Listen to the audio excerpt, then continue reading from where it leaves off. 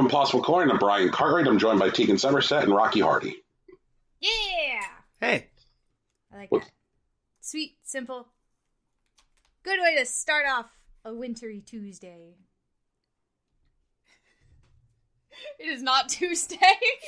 It is very much not Tuesday. Tegan, are you know okay? why I said it was Tuesday. No, I'm not okay. All right. I definitely said it was Tuesday, and I believed it with my whole chest. And that was not a bit. That was me genuinely forgetting what day of the week it was. All right. Okay. Brian, how's your non-Tuesday going? That's fine. Okay. I spent like 30 minutes trying to figure out whether or not I could easily temporarily stop the upload to Spotify for the show. Mm-hmm. And the Spotify feed makes it clear that if you stop uploading to Spotify, then you have to like go through the entire application process as if it were a new show if you restart the feed. It's kind of wild. And so I have no idea if we'll make it through again. So I don't know. I didn't take it out. So feel free to call me a coward. Feel free to send me your, to personally send me your emails calling me a coward. Here you go. I don't think that's fair to you. Sure it is. Like, I mean, I think the people we call cowards are the people who don't want to cancel their Spotify premiums and that sort of thing, and like just don't want to try finding us on another location. I don't think it's your fault for trying to keep the engine running. I'll say this about Spotify. Here's my hot take on Spotify for the day. If you believe that having access to the subtotal of recorded music is worth $10 a month, then you're a piece of shit. I mean, like, okay. People who use Spotify are already bad. Like, you're breaking the music industry. Period. Just fucking period. Spotify's dominance in the music industry was already unhealthy for the music industry. So I did not have to personally cancel my Spotify because I didn't already have it.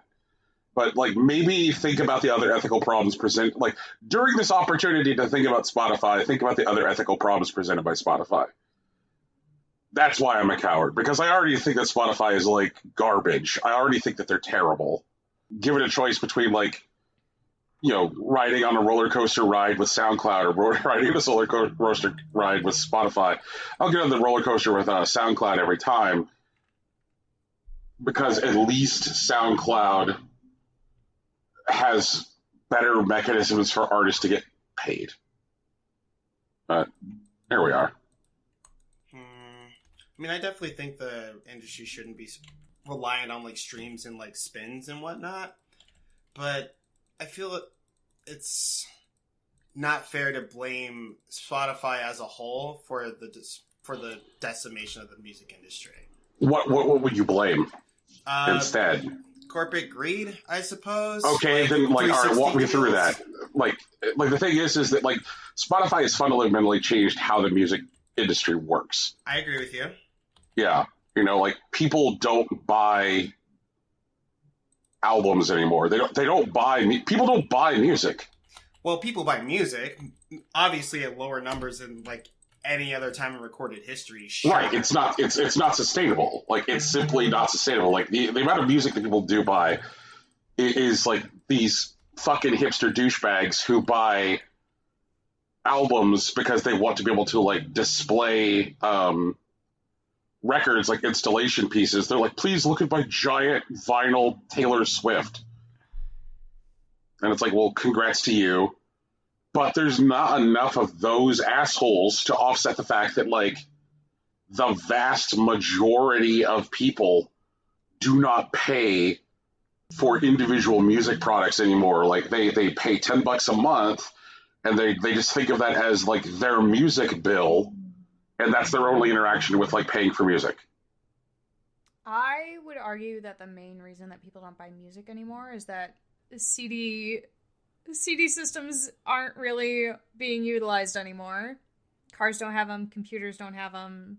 So, like, the only way to own music is digitally, and even then you don't really own the music. So, Here's the thing. There was a period of time in between the collapse of physical media for music and the emergence of like the stream model. Mm-hmm. And like during that time, Apple was the dominant distributor of music. Right. Where Apple was like, hey, buy an album for $13 or buy an individual song for $1 per song. Mm-hmm. And the music industry didn't really see any drop in album sales during that period of time because people were buying whole albums to stick on their iPods. But with like the emergence of like, it wasn't just Spotify. There are a variety of like pay your monthly music bill apps. But with the emergence of streaming, where it's just like, hey, pay a single fee and have access to like all these music catalogs, like that absolutely collapsed album sales. Like there was a period of time when people were buying digital albums, and also like, I give large corporations a lot of shit a lot of the time deservedly, but one thing I will say about iTunes is that when you buy an album on iTunes, the files that you download are not in any way coded to like DRM.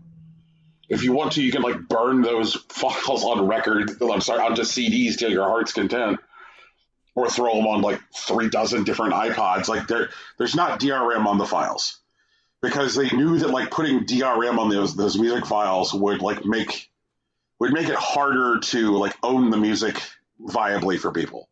So for people who are like interested in owning individual things but are disinterested in bullshit, like that would have like slowed album sales. And the terms on the iTunes store when you purchase an album say that the files are DRM.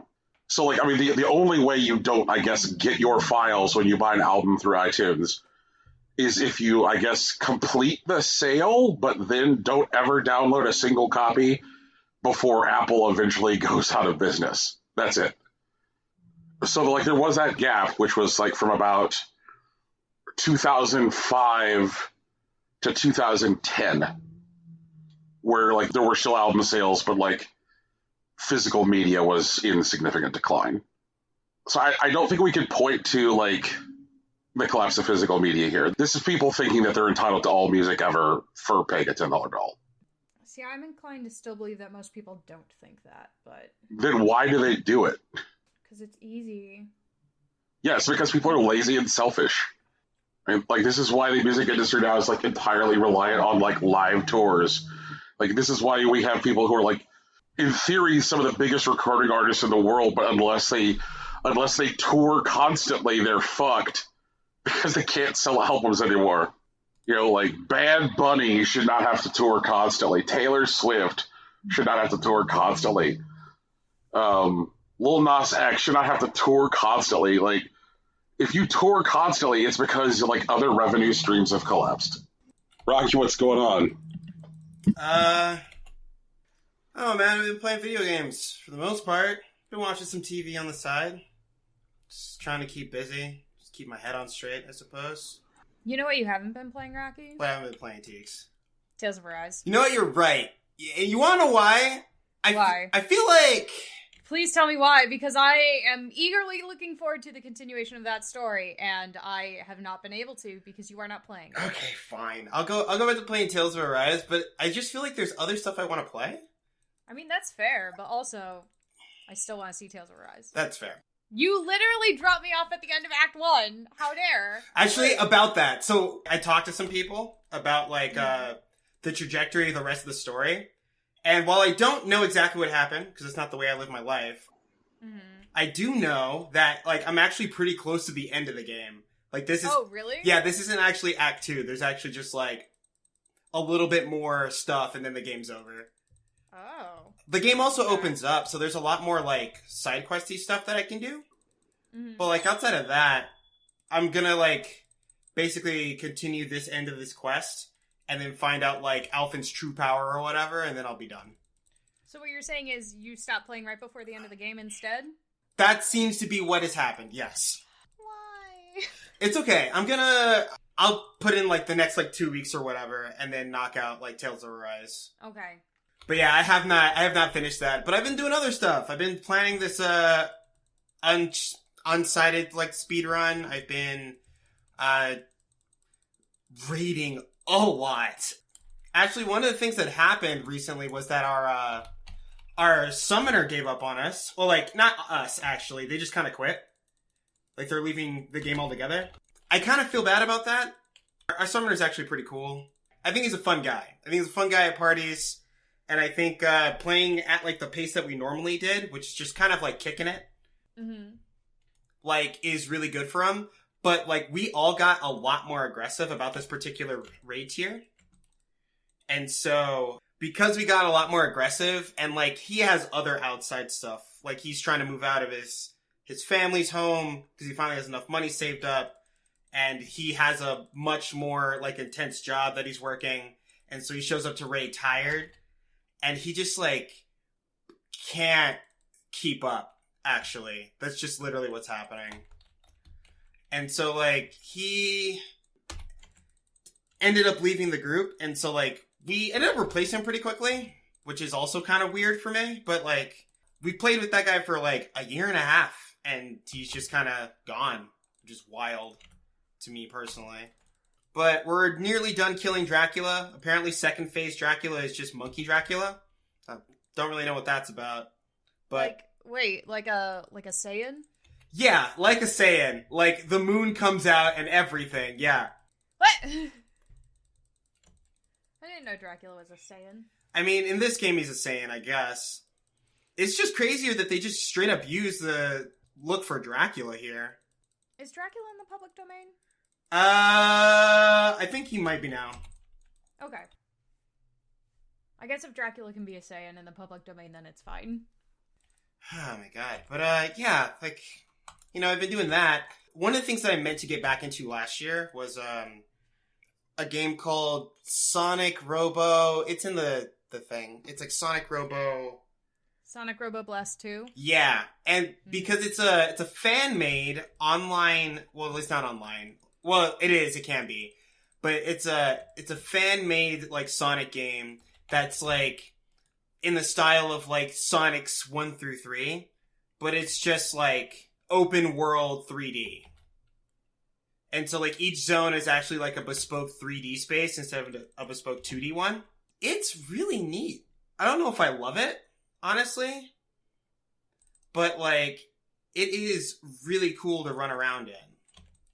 I finished the first stage. Like, the first fight is, like, you know, against Eggman and his little, like, egg, like, ship or whatever. And you kind of just, like, dash at him and, like, hit him with, like, the jump hits while he, like, fires, like, increasing numbers of lasers at you. I don't know. I've been having a good time with it. I feel like it feels new, and I haven't played the online yet.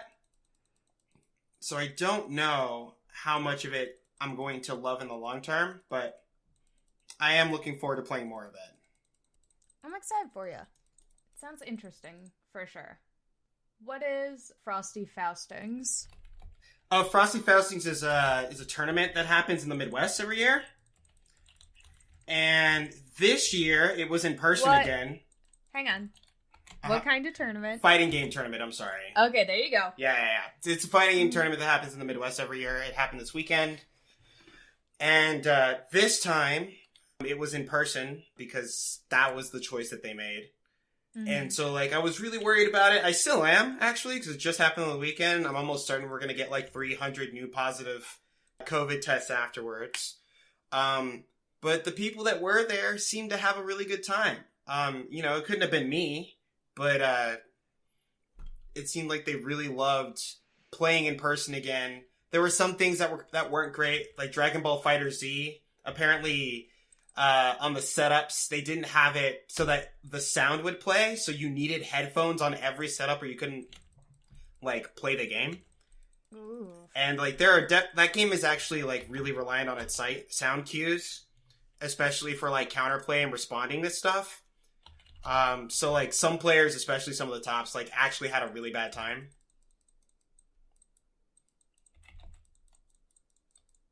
Oh my lord.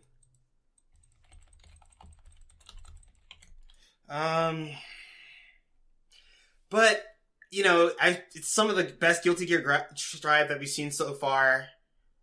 And the Tekken is always really good. It was just a really good tournament. And, like, I think a lot of it is because it was in person. But, like, again, it's a really dangerous prospect given, like, the shape of the world. Or not even the world at this point, just most of the United States.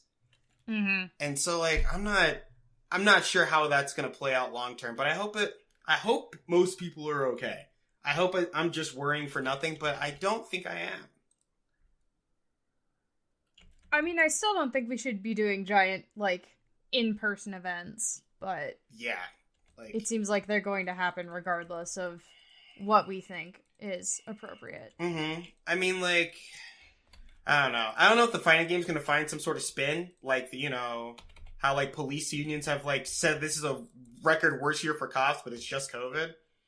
And they're just like, hey, you know, this is why we need more funding, because we're not being taken care of. And it's just like, guys, just socially distance or some shit. But, you know. Yeah, just, like, make your people get the vaccination and then wear a mask in public. Actually care about public safety, man, for, like, 10 seconds. Yeah, but, you know, what are you gonna do?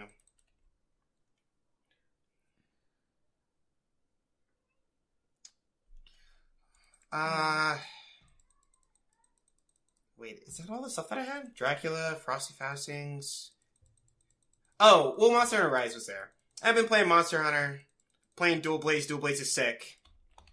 I am playing a little slower than I thought I was going to be, but I've also been playing like 8,200 things, so, you know, you just gotta let those lie, I suppose. Yeah, that makes sense. It does sound like you're spending, like, a lot of your non-stream time doing raid stuff, so... Yeah, but since we're on the last fight, like, that should slow down over the next couple of weeks. Is that how that works? I don't know. Well, like, once we, like, get the clears and we know how to do them consistently, instead of playing, like, 3 days a week, we'd be playing 1, because we just do re-clears. Oh, I see. Just to, like, get everybody's gear up or whatever. Did the raid... Wait, does that mean the raids reset every week? Yeah. Is that how it works? Uh-huh. They're like weeklies in Genshin? Pretty much. They, like, reset on Tuesdays. Okay.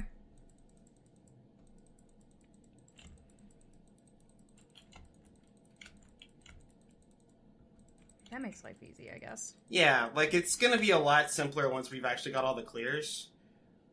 Mm-hmm. Which is also a bummer, because, like, we lost our summoner when we, like, cleared the third fight.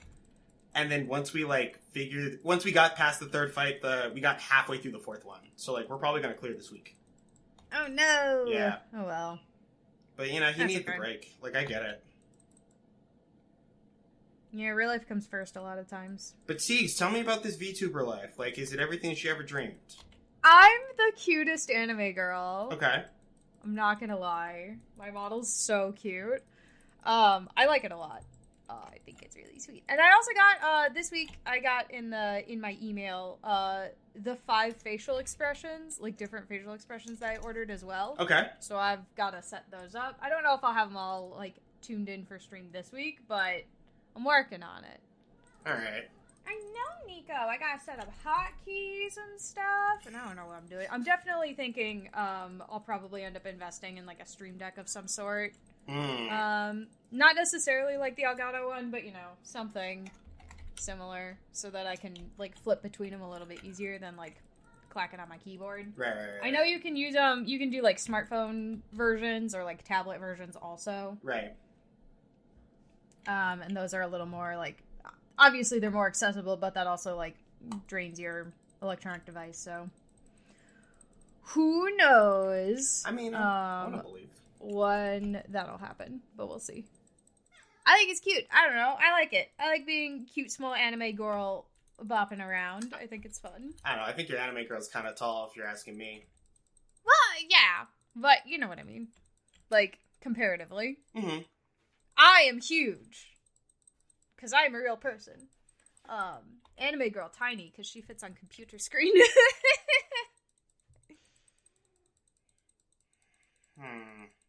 But I'm happy with it. I like it. I see why, I definitely think this is more of, like, a step than, like, a final form, if that makes sense. Because, like, Live 2D is both, like, prohibitively expensive as far as startup costs and, a lot more intricate. Sure.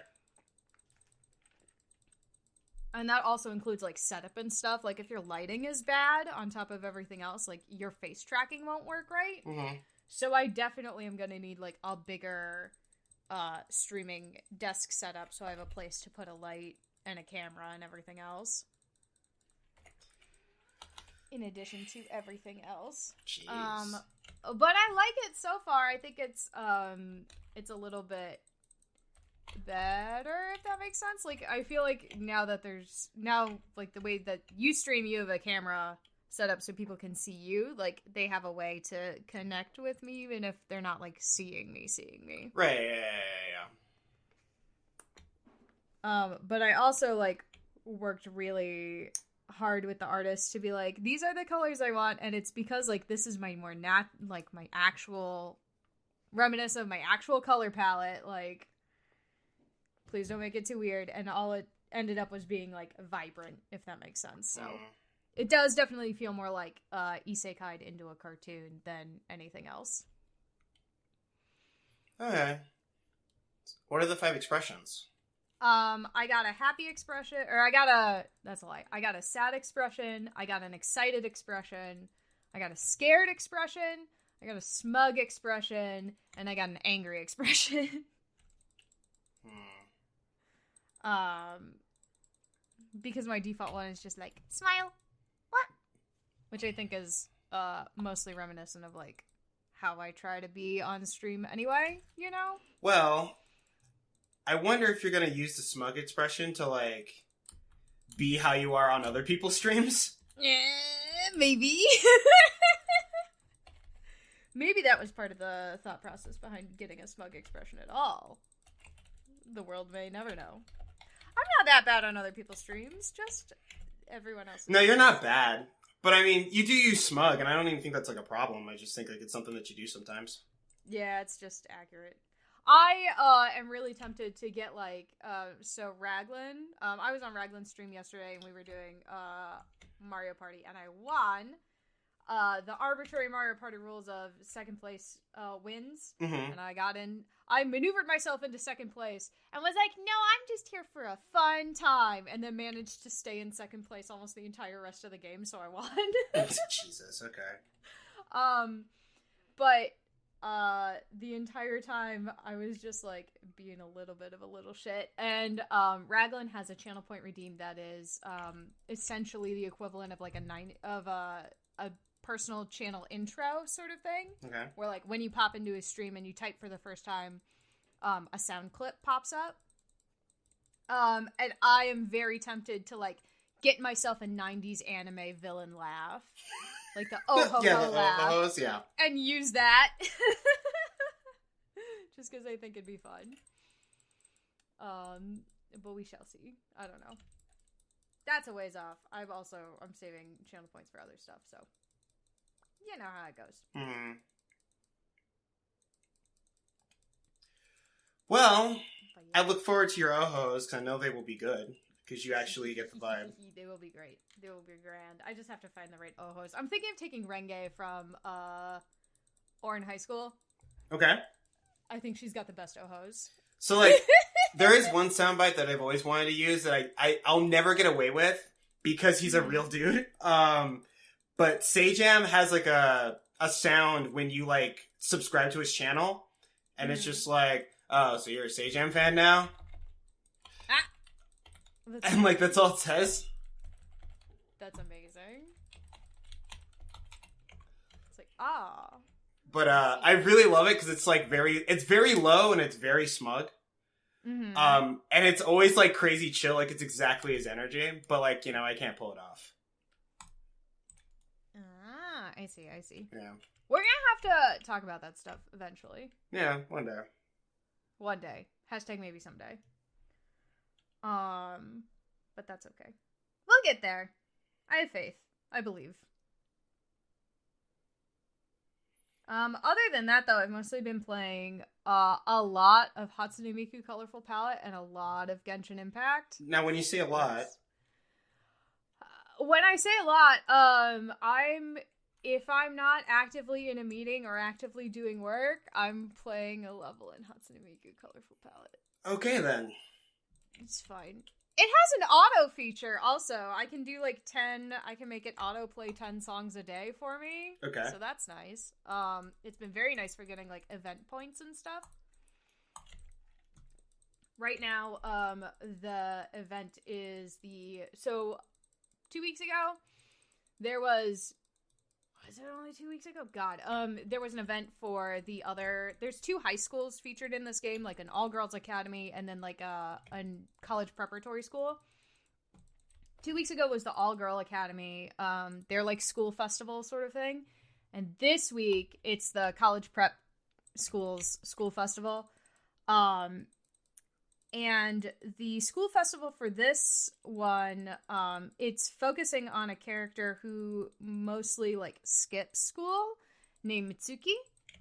They are a non-binary individual, right.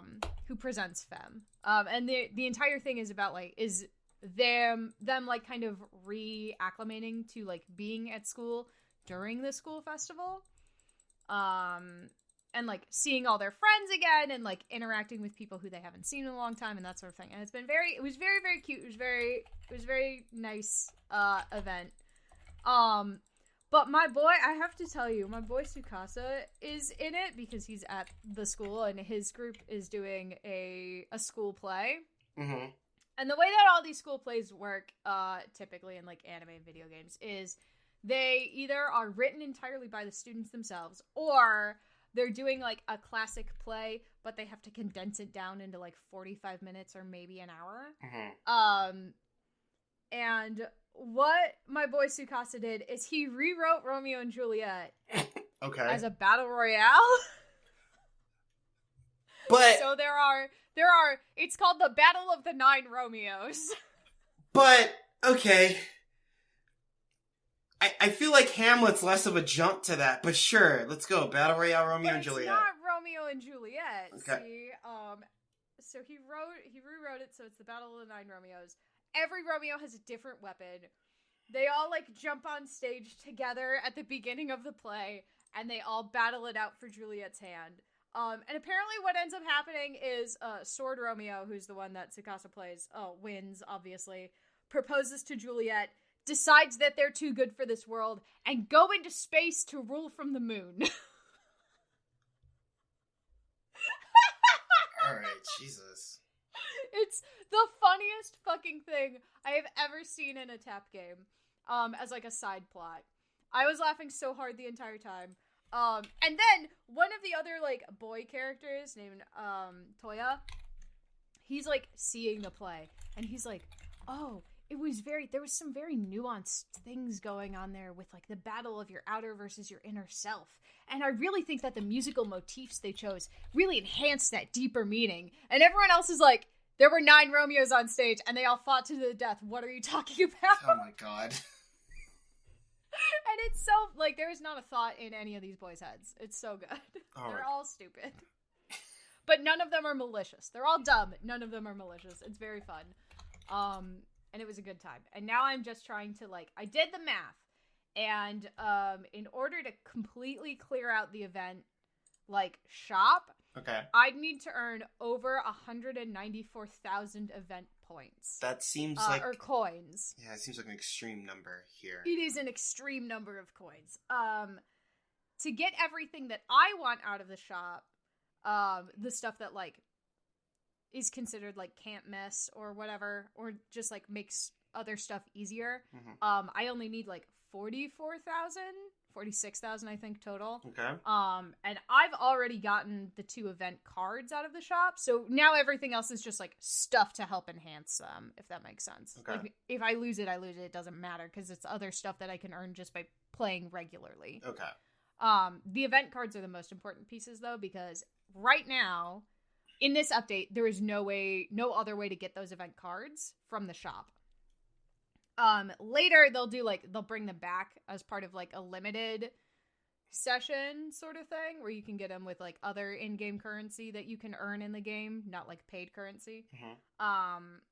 But the actual like the event cards you can't get. The cards that are part of the event gacha just go into the regular gacha afterwards. So it's not a big deal. And the cards that are in the event shop are only, one's a 2-star card and one's a 3-star card, so they're not anything to like sneeze at. So it's not like the end of the world. It's not like they're like super good fancy cards. They're just extra cards, you know? Yeah. But getting the amount of like event coins required to get those cards is very easy. Like, it's very easy. You can just passively play a little bit and you'll get them. So okay, it's not a big deal, but it's a lot of fun. The next event, what they're trying to do is they're trying to catch the English server up to the Japanese server. So normally the events last about 2 weeks. That's how long they last on the Japanese server. But they've condensed every event down, so it's only 7 days on the English side until we catch up. So you're earning more coins and more event points for every match you play to like make up for that time crunch, which is nice. But once like we switch to the regular schedule, we'll earn less because we'll have a longer time to play, essentially. The game designers think, and I don't know, I'm not entirely sure how they came to this conclusion, but the game designers think that if the English server plays at this rate for 9 months, we will catch up to the Japanese server. So, we have a full calendar year's worth of stuff to get through. Oh, God. To catch up. So our next event, the English server next event, is going to actually be the Christmas event. And then the New Year event. But the New Year's event's gonna be over Valentine's Day, so that'll be... It's gonna be over great. What? It's gonna be over Valentine's Day. Oh. The New Year's event starts February 10th and goes to February 16th. It's not like a Chinese New Year, it's just like a nondescript New Year thing. It's a regular like calendar New Year, like January kind of time. Right. So they already gave us like over actual like regular New Year, they gave us like outfits for Chinese New Year, if that makes sense. They gave us like the Year of the Tiger outfit or whatever. Okay. So this is just like straight up the New Year event that like everybody else had, that the Japanese server had at the end of December. It went like the last week of December, the first week of January for them, which makes sense. Right now they're having an event it features like the Night Court girls and them like starting to like express their feelings more, it looks like. So that'll be interesting. But yeah, we're getting the Christmas event next week, the New Year's event the following week, and then 2 of their like early spring events where it's like the beginning of the school year type events. So, because the Japanese school year starts in like March-ish, right? Like the end of the school year stuff, and then we're gonna get the beginning of the school year stuff. So that'll be interesting. The nice thing is though, because of the way they have everything set up, is they've made all of the event information for the Japanese server like public. So people who are playing, like all the past events are available online. You can see how they work, what kind, if like the event thing changes, you can see all the event cards, like all that stuff. So you as an English player can prepare for whatever the next event is. So because I already know that the next event is a Christmas event, I know which characters are featured, and what event card types are featured, so I can prepare a team to score more event points. Okay, yeah, that makes sense. Whereas the Japanese servers, they find out like 3 or 4 days before it starts, like, oh, here's who's gonna be featured, haha, have fun. This is what kind of event it is. This is the card type, like that kind of stuff. So, like, once we catch up, it'll be a little more annoying. But right now, it's super easy. to prepare, which is nice. Hmm. The next event is one that features like Wonderland Showtime, which is the band that I got assigned at the very beginning of the thing. So I already have a lot of their I have a lot of like the basic cards for them and that sort of thing, so I'll easily be able to fill out this roster, no problem. And also like the gacha system is very generous with giving you like a wide variety of characters from different bands, so it's easier to like pick and choose what you need, you know? Yeah. I'm not mad at it. I haven't felt the need to spend any money on this game, which is definitely different from how I felt with other gacha games I've attempted in the past. You know? So that's nice. And every third or fourth day they drop a new song into the queue because there are so many songs available. So how many days until 10,000 stars? 10,000 stars hasn't been released in Japan yet, so I don't know. Oof. Okay. I hope soon, though. I love that. I'm hoping that's this year's Tanabata song, which will be like in July. So. Wait, like real July or Japan July? Like Japan July. Okay. Like real July, but Japan July. They're dropping the same songs in the same order, so I'll know like when it's coming up, and I'll be able to calculate out that far. The next like big song drop that people are looking for on the English server is for when the Servant of Evil series drops. Okay.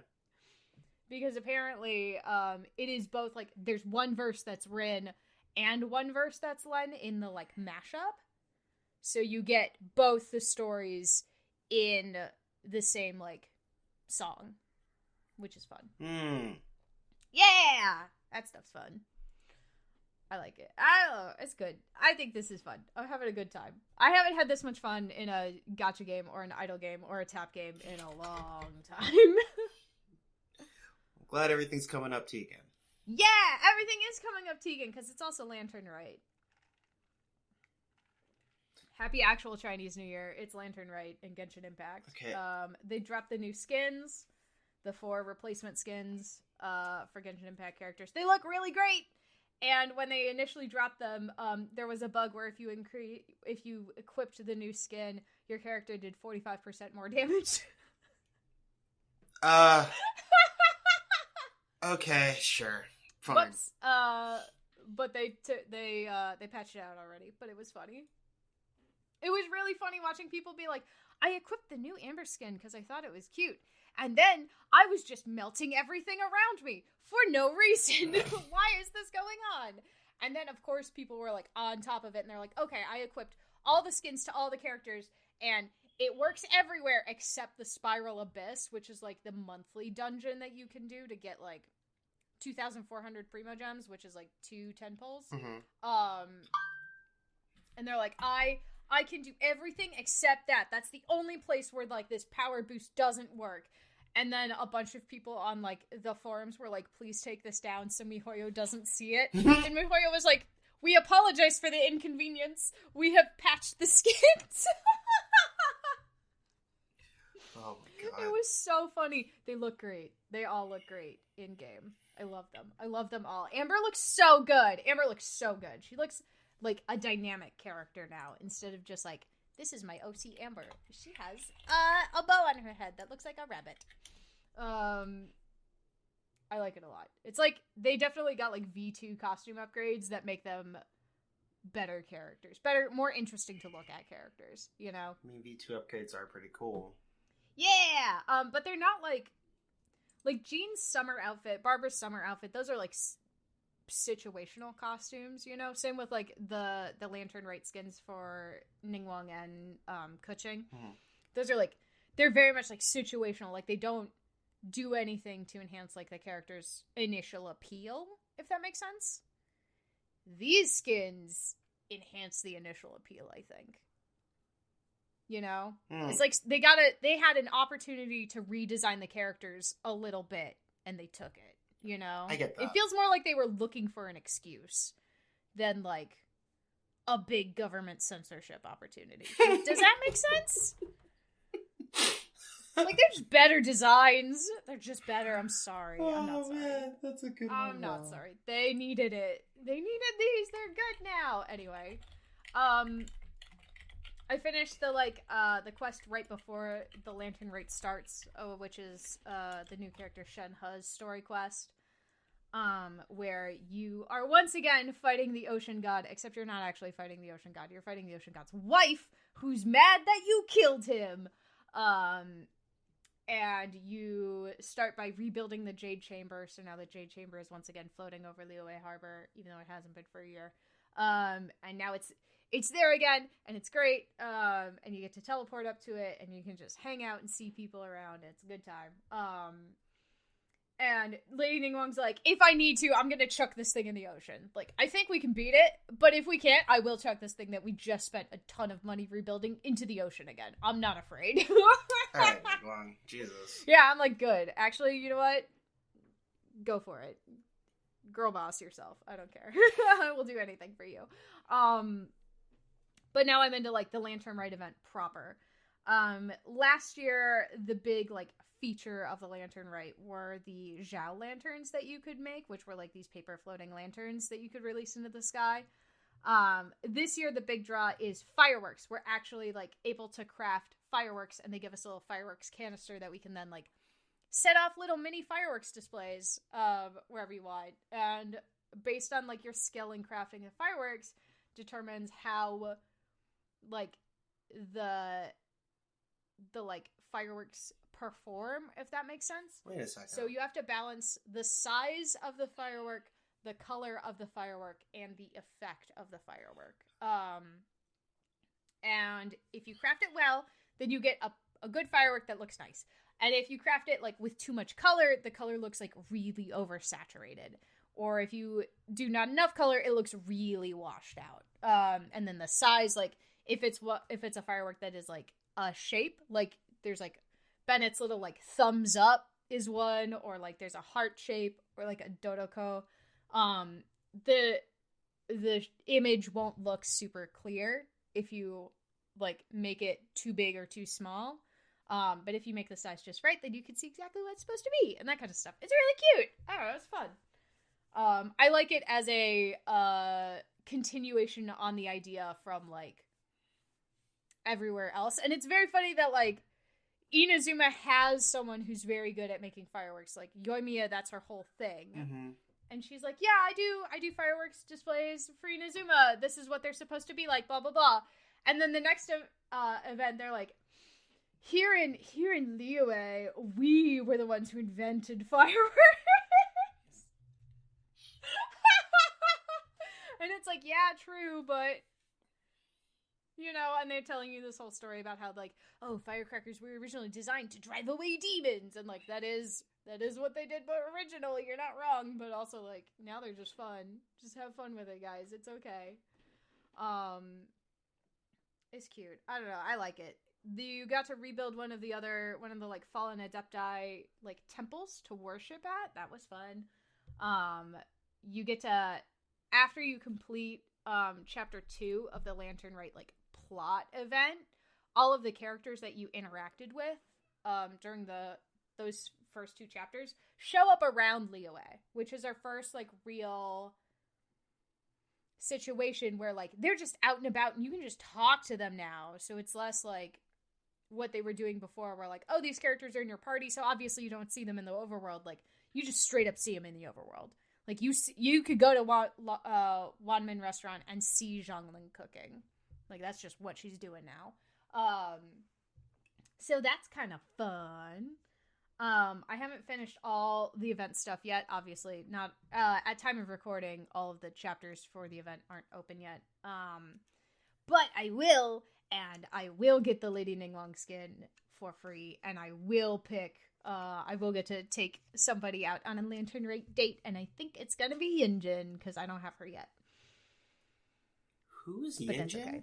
Yunjin is the new 4-star Geo character. She's an opera singer and a polearm user. Okay. And in every version of Genshin Impact, they use the same famous Chinese opera singer as her, like, singing voice. And then she has a different speaking voice for every language. Which I think is really cool, because she's singing, like, actual Chinese opera. It's very good. For sure. It's a neat way to like insert actual culture into this cool video game, you know? I think it's fun. I'm having a good time. I'm having a real good time. And that's the point. Yeah. I think. Man, maybe I should get back into Genshin. Just a little bit, just to see, you know? Supposedly there's a bunch of leaks that have come out, as per usual. Most recently, though, it sounds like we're gonna get, Ayaka's big brother. He's gonna be coming soon, quote unquote. And apparently, we're finally getting the Chasm update in 2.7, and that's gonna feature our first Dendro character, is the rumor. God, I really hope Dendro's not trash. I also really hope Dendro is not trash. I know, like, I've seen a lot of theory online that, like, part of the reason, one, we haven't gotten there aren't as many Hydro characters as there are other elements, and part of why Dendro has been pushed back so far is because they're trying to balance Dendro as a support unit without completely ruining the viability of the Hydro characters. Which is an interesting idea. I mean, I like support Dendro, but it's just like Dendro's already weak to like everything. Right, exactly. So like if you can get it on, if you have a Dendro character and they're applying Dendro to enemies, you know, same way as like if you're applying Hydra to enemies, then you've got your melt, your vaporize. That's true. You're shocked. Like those are all very good things to apply so that you can like play off of them. So they're trying to figure out how to do that. It sounds like they're trying to figure out how to do that with Dendro without absolutely like destroying Hydra's viability. Okay. Yeah, I get that. I hope that Dendro has like an interaction with Geo. Honestly, I would like that. I would like a way to get through like Geo shields with a Dendro character. Okay. I think that would be fun. Yeah, like more like life finds a way, not like Yeah, exactly. You know, you plant roots in that rock and then the rock breaks apart eventually. I think it'd be really funny if like it had like a fertile soil type of effect where like anything that has a Geo shield, if you use Dendro on it or like a Dendro character's like ability on it, it just roots them to the ground. It's like they have the shield but they can't go anywhere anymore. That'd be neat. That would really make some of the like some of the battles against like the characters in League that are like really Geo heavy interesting. Right. I'm just thinking specifically of the Azdaha fight. Oh my god, that thing's so annoying. I hate it so much. It definitely moves a lot.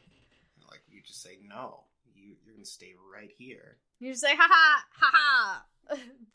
The thing stuck under the tree is once again stuck under a tree. Gone forever. GG's. God, that'd be nice. Couldn't be me. Yay Miko is coming in the next patch, so that means she's in the beta like space for it. And so everyone's already leaked like this is how she moves in combat. This is what her ultimate looks like. Oh my god, it's so fucking cool. Her like so because she's a 5-star character, she gets one of those zoom in alts, right. You know? Her zoom in alt is like the camera comes down, so she's like looking down on you, and she definitely has the look of like an anime like big titty waifu who's just going pathetic. It's so fucking good. The screen gets all dark, her eyes glow, and then this giant kitsune fox comes out from behind her and just fucking electrocutes the shit out of you. Oh my god. Alright. It's so good. I love it so much. Oh god. I can't wait. I can't wait to see her in action. Like, properly. I'm not gonna pull for her, don't get me wrong. I just want to see people using her because she's so cool.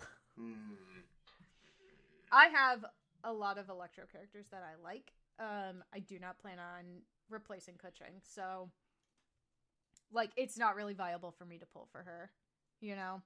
I mean, I get that. I'm still trying to figure out that stuff. I really am enjoying. I switched out Yenfei from my team, so now I don't have a Pyro. Instead, I have Kuching, Xingqiu, Shenhe, and Chongyun. So I have Shenhe as a cryo support, and Chongyun also doing like cryo support because they both will lay down, like the freeze stuff. They'll add cryo to stuff, and then Kuching just super conducts all over the place. Mm-hmm. It's very good. It's very good.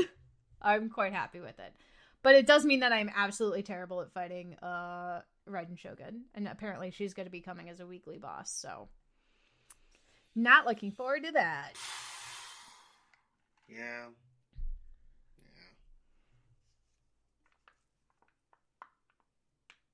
But other than that, I did start Pokemon Legends Arceus, and I'm only like 2 or 3 hours in, but I have nothing but good things to say about it. It is a good time. I'm actually legitimately surprised that, like, at least in my feeds and what I've checked out about it, that there isn't actually anyone, like, really trashing Arceus. I mean, I think there was, like, maybe one tweet that peripherally entered my feed that was like, Arceus doesn't look great, but it's on the Switch, what can you do? But, like, outside of that, like, everyone seems to, like, unabashedly love this iteration of Pokemon, which is wild. Mm-hmm. I've seen a ton of people commenting on how, like, oh, it looks muddy, it looks gross, but, like, it looks fine, it looks like a Pokemon game to me, I don't fucking know what you're talking about. But we all know I'm not big on visual quality, so it does not, like, bother me. But it feels fresh. It feels new. We'll see how it is. Usually I quit playing a Pokemon game at, like, the 20-hour mark. That tends to be, I'll, like, stop playing entirely and then pick it up, like, a year and a half later. So we'll see if I actually end up finishing this on the first pass through, but so far it's really, really good. I can craft my own Pokeballs. I don't have to purchase them. That's cool. That alone is game-changing. Like, they've done a good job of incorporating elements from, like, Pokemon Go, where, like, you can just straight up catch a Pokemon if you want, and, like, the battling system working in tandem. You can do multi-battles against wild Pokemon, but you don't have to do multi-battles against wild Pokemon. Like, it's really neat. It's really neat. I'm really enjoying it. I'm not going to spoil it. But, like, the whole premise of it as a Pokemon game is also very different from the other ones. Okay, I have to ask something, and if it's a spoiler, like, please just tell me. There's been a lot of, like, reference to, like, the goal of Breath of the Wild in conversation about this game, where, like, you just get, like, the screen that says your quest is to destroy Ganon, to the point where people have actually, like, edited that into Arceus. But, like, right. Does Arceus's, like, ultimate goal have that kind of simplicity? It seems that way, yes. Okay. It seems that way. I don't know if it feels like what they have done is they have made the ultimate end goal more of, like, the completionist thing, if that makes sense. Right. Like, I don't know if there's a point where the game will just accept that, like, this is enough. Like how in Breath of the Wild, it's like, if you beat Ganon, you beat Ganon, ta-da. Or not. I can't tell yet. Okay. But everything I've seen has been good. But it does definitely present, like, here is the goal of the game in that same, like, Link, you have to defeat Ganon sort of way. Okay. That is accurate. Alright. The way that everybody is amazed that you can, like, catch a Pokemon also is fucking hilarious. They're like, do you know about Pokemon? And you're like, yeah. And they're like, oh, cool. Moving on then. And you don't have to do the whole tutorial. They're just like, nice, good for you. Well, I mean, it's been like 25 years, so. That was a delight. I'm not gonna lie.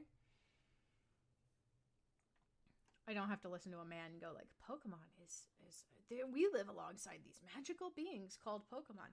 The professor comes up to you and he's like, you know what a Pokemon is? I'm like, yeah, I know what a Pokemon is. And he's like, cool, we have some common ground then, and we move on. I mean, I guess it's cool you could skip that, but I understand that they've gotten stale over the decades, but, like, I do like the way that, like, you know, the de facto professor, like, introduces themselves and, like, their, like, brief introduction about Pokemon, like, this is how they see it. But I feel like that's definitely not a thing for, like, you know, first-time player. Well, I mean, it is for first-time players, because, like, hey, what's a Pokemon? But, like, I feel... Not for, like, the super long-time players. Yeah, like, I mean... I think it's, like, important so when they're trying to do it for, like, the sake of world building and they use it that way. But they have definitely been phoning it in for, like, the past couple generations where it just feels like fluff. Yeah, and, like, that part you can skip, but then they do tell you other stuff. They still tell you about Pokemon later on in the world building. It's not the, like, we live alongside these magical creatures called Pokemon. Each Pokemon has a different type, blah, blah, blah, blah, blah. Like, they don't do that monologue anymore. Okay. At this one. If you opt to skip it, they just skip it. And then they'll tell you later, like, oh, we recently discovered this new Pokemon, and it helps us till the soil. Isn't that cool? Maybe we can learn to work together. Like, and that's it. And you're like, oh, neat. They're, like, just discovering that Pokemon can do stuff. Okay. The Pokedex is literally, like, you have, like, the equivalent of, like, a black and white camera, and you are, like, writing down everything. It's like a piece of paper with a photo that you taped in, and you are writing down stats. It is so good. You tape in the photo? Oh, God. They tape in a photo! It's so fun. Okay. It's so fun! They've definitely, like, they're like, we have made this so that it is ancient times, but also we are doing a little bit of modern technology so you don't feel completely unable to do anything. Okay, so you're not boxing Pokemon. You are more of, like, an ecologist in this case. Yes, you're definitely more of, like, an ecologist. Okay. It's very nice. It feels like an organic way to experience Pokemon. And not everyone, they make it very clear that, like, not everybody is cool with Pokemon yet. Okay. They're like, some people are afraid of Pokemon. And they just will not. They won't touch them. They want to look at them, but, like, they don't want to. Please don't. Please don't, actually. I mean, goodbye. Isn't there, like a 6-foot-tall Lopunny just walking around somewhere? I haven't seen the Lopunny yet, but I have seen Rapidash, and Rapidash scares the shit out of me. Like, you know, in Sword and Shield, when you first went out into, like, the main world, and you saw the Onix right there, and you were like, maybe I won't fight that. Right, yeah. There are special Pokemon in this world called Alpha Pokemon. Oh, sick. Let's go. And their eyes glow red. And so you'll just see them in the overworld. They're extra aggressive. Their eyes are glowing red. And they'll just, like, whip around and look at you. And it's very much that, like, shing! Oh, no. And you're just like, danger. There is a danger right here. Oh, my God. I am running away. You don't see me in this bush. Please don't see me in this bush. It's a good time. Yeah, no, that makes sense. Like, I'm just like, please do not. I watched someone, like, and the Pokemon will straight up attack you. Like, there are Pokemon that are, quote-unquote, aggressive, and you can, like, dodge out of the way, where they'll attack you instead of your Pokemon that you're, like, battling with it. It'll be like, I'm using Thundershock, and also I'm using it on you, and not your fucking Pokemon that you have attacking me. Because you're the problem. And I'm like, oh no. Well, this is terrible. Yeah, they figured that one out? Okay. They figure it out so fast. And you're like, oh no, actually. Bad. I've been, so, like, I saw a piece of art, and I know it was parodying, it's, like, it's parodying another, like, other piece of art, where they had, I can't remember the name, but the chef from Ratatouille and, like, Remy, the rat that's, like, inside the hat. Oh, Linguini. Yeah, Linguini. There we go. Linguini and Remy. But it's like all black and like they're silhouetted in red, and it's just like you want to see the real weak point of a mech, and it's just like a yellow line going through like Remy's like chest where his heart's supposed to be through the hat. And it's and it's very much like that in like RCS where like the Pokemon's like you want to see the real weakness of a Pokemon, and it's like you charge at the trainer. Yeah. The nice thing is the funniest thing is they let you keep your phone. You have a phone. Okay. And everyone's like, "What the fuck is that?" And you're like, "It's a phone from God." And they're like, "Okay, sure." Wait, so you can actually get God on the phone? I would love to get God on the phone. But only if God wants to talk to you. You can't just call him up and be like, yo, what up? What do I need to do? He calls you, and he's like, sup, bitch. I mean, alright. So wait, Arceus talks to you in the game? A little bit, yeah. Alright. So far, only a very little bit. I wonder if he'll talk to me more the more I play. Right. But I do have to redeem my special download code. I got a cool... Because I pre-ordered the game, I get the very cool Hitsuin Growlithe kimono, which is very, very cute, and I like it. That's right. It's fun. It's orange with black tiger stripes on it, and it has a fluffy white collar. Excellent. I actually forgot what they did to my boy. They made him fire rock. Oh my lord. They made him a fluffy boy! I can't wait. I'm gonna go find one, and it's gonna be my best friend. I picked Rowlet this time, also. Oh yeah, also evolutions are different apparently. Evolutions are a little bit different. Also, you control when the evolution happens. What? Pokemon don't just... Pokemon hit a level, and then it goes, this Pokemon can evolve. And that's it. It's not automatic. It doesn't go, what? Wurmple is evolving. It's just like, this Pokemon can evolve. If you want. Optional. You don't have to.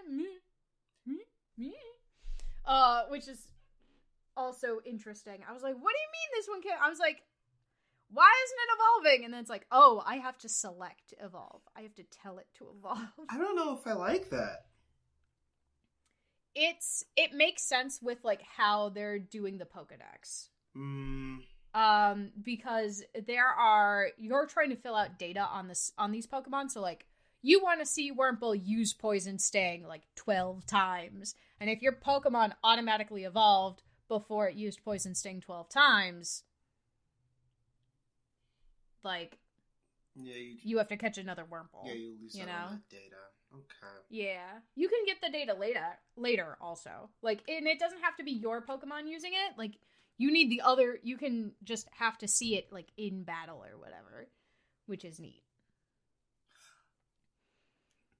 So one of the things, because I've seen some comparison of Arceus to like Monster Hunter, and I think what they were talking about at the time was like the movement tools and the way that like monsters that have more tools than like your physical character can attack you with. But one thing that I am mildly interested in that wasn't shown at all in any of the preview footage is, do Pokemon fight each other in the wild? Oh, I don't know. Okay. Yet. Fair enough. I'm still in the very, very much like the baby area. Sure. So I've mostly seen Pokemon of the same type hang around with other Pokemon of the same type. Pokemon do, though, like, go away or come back depending on what time of day it is. Okay. So, like, Starly don't hang out at night. So when the sun sets, all the Starly fly away. And then all these Driftloons come out. And they, like, teleport around. Right. Which is kind of neat. Okay. I wonder how much, like, non-player oriented Pokemon action there is. But I guess it's something that remains to be seen. I haven't heard anything about it yet, but I've been curious, so yeah, it's fine. I'll do my own research. Play the game. It's a good game. I'm very much enjoying it so far. I feel like I would have more like, oh, neat, like, connection to it if I actually, like, gave a shit about Diamond and Platinum. Or Diamond and Pearl. But I played, like, Diamond and Pearl, and I'm like, these characters are all okay, I guess. But I know there were definitely people who were like, oh, you can tell this person is an ancestor of this character because of their character designs. I'm like, oh, that's neat. Yeah. That's neat. I'm glad you guys have those cool Easter egg connections. They just look neat to me. Which is fun. Going real Marge Simpson on this game, alright. Yeah, I just think they're neat. But yeah, that's my experience with Pokemon Legends Arceus so far. Good game. Definitely recommend picking it up at least. For sure. I don't know if I'm gonna. I think I might That's fair. let this rock. Yeah, that's fair. Everyone and their mom is like playing it on stream, so you can always just watch it. Also, like literally yesterday and the day before, I saw 12 or 13 people that I follow on Twitch all playing Pokemon Legends Arceus. So the content is definitely there. Yeah, fair enough.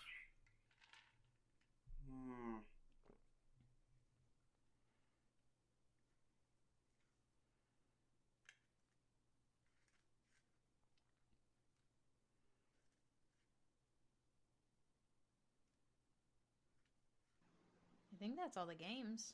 Unless Brian played some stuff and didn't put it on the show doc. I did not put anything on the show doc.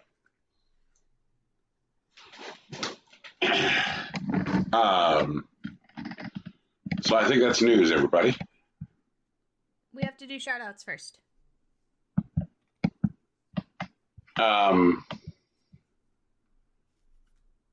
would have been the last episode. Did we do it on the last episode? We did. And I also mentioned that I was not going to be, that I was suspending payment on the Patreon for February. Yeah. That's right. Yeah. So what's going on in the news?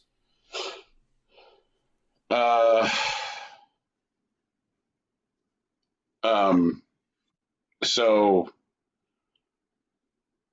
when Phil Spencer said that he was going to take a look at how Microsoft does business with Activision, apparently what he meant was fucking buy them.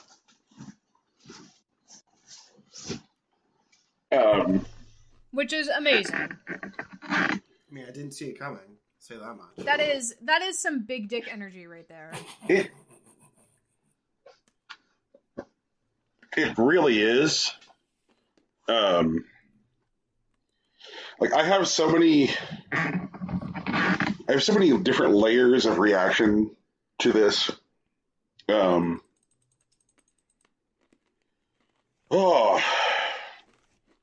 But you know, I mean, whatever. What do you guys think about it? You can't just start by saying, I have so many different layers of reaction, and then not give us those layers. I mean, just nobody gives a shit. Like, what do you guys think? Well, if nobody gives a shit, why are we covering it? No, I mean, I have like old man perspective, and nobody cares what old people think. Who said that?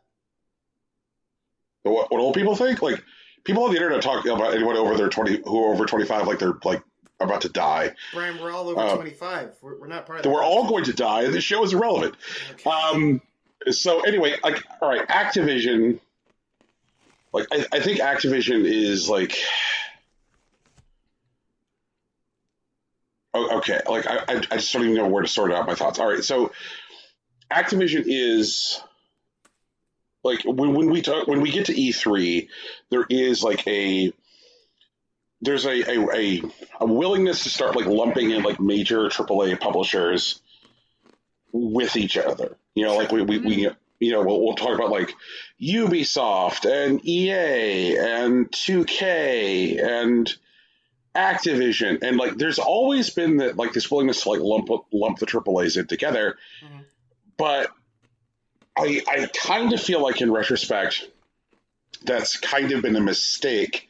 And the reason I think that's kind of been a mistake is that if you look at the scale of the other AAA publishers which are currently out there, you know, Ubisoft, EA, in reality at this point, Embracer Group, because of the way Embracers kind of like spread their acquisitions across the industry.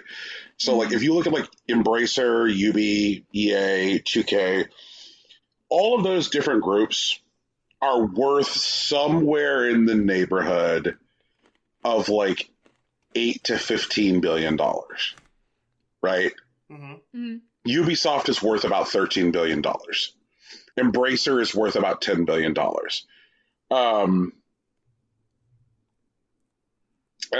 EA is worth about $11 billion. So like that's the scale of like the size of company that when we refer to AAA, for the most part, what we're talking about. Japanese companies, which get saddled with the term AAA, are even smaller by a significant margin. You know, like compared to these companies, like Capcom is like piddly shit. Capcom's worth about $3 billion. Sega is worth about $2.1 billion. So like that, like Activision, as far as like size goes of the company, is closer in scale to the major platform holders than what you would call contemporary peers in the software publishing industry. Does any of this make sense? I understand what you're saying. Okay. All right. So it's like, if we want to talk about just like how this feels, it's like of a scale of like waking up to a headline that says Microsoft buys Nintendo. You know, like Microsoft buying Activision is a really big fucking deal. Mm-hmm. And like I think that because of the way people have like trained themselves to think about Activision over the last several years, like that's kind of gotten lost like in the narrative that like Activision is so big that like if Activision had not been having this scandal over the last 8 months, then like conceivably like Activision could have been like putting together its own stock deal to absorb one of these other companies, like Activision buys EA, like Activision buys Ubi. Like that's the size of company that Activision is. And when we talk about like companies that have historical relationship to the gaming industry, Activision was literally the very first third-party dev that like when Atari was nothing but first-party titles, like when everything for the Atari VCS was published by Atari, there were 6 programmers who walked out because they felt like they were being treated like shit by Nolan Bushnell. And they went and they found an investor, a guy from the music industry, who thought that there was money in treating video game programmers like artists. And he funded these 6 devs to start their own company. That company was called Activision. And Activision just had like, let's have like bright, colorful packaging, which highlights the artists that make the game. And Activision went to court against Atari and secured the right of third-party publishers to exist. Like, there wouldn't necessarily even be the idea of third-party development or independent video game development without Atari v. Activision. Like, so when we talk about like the scale of historical importance of Activision, like that's like Activision's position in the video game industry. Like we probably would not have video games as they exist today were it not for Activision. And the absolutely enormous breadth and depth of like Activision's back catalog and the IP that Activision controls is absolutely fucking stupendous. Like Activision owns like this absolutely amazing back catalog of IP. And apparently one of the things that was going on in Activision was there had been like this internal discussion around the fact that like development cost and development timetables for Call of Duty had gotten so wildly out of control that like Activision could not reasonably sustain developing new Call of Duty games while developing other games. Right. And so like by selling themselves to Microsoft, which has like, you know, like a market capitalization of over $2 trillion and has over 100 billion in cash on hand. That means that like Activision can now essentially be functionally as well funded as it needs to be to tap into its like incredible history of like IP that people care about. Like this, as far as like things that Microsoft could do, is some of the like the biggest dick energy possibly fucking ever, because like now, like if you just think about like all of these different, you know, like IP which are like so tied to the history of the industry, Microsoft owns them all now.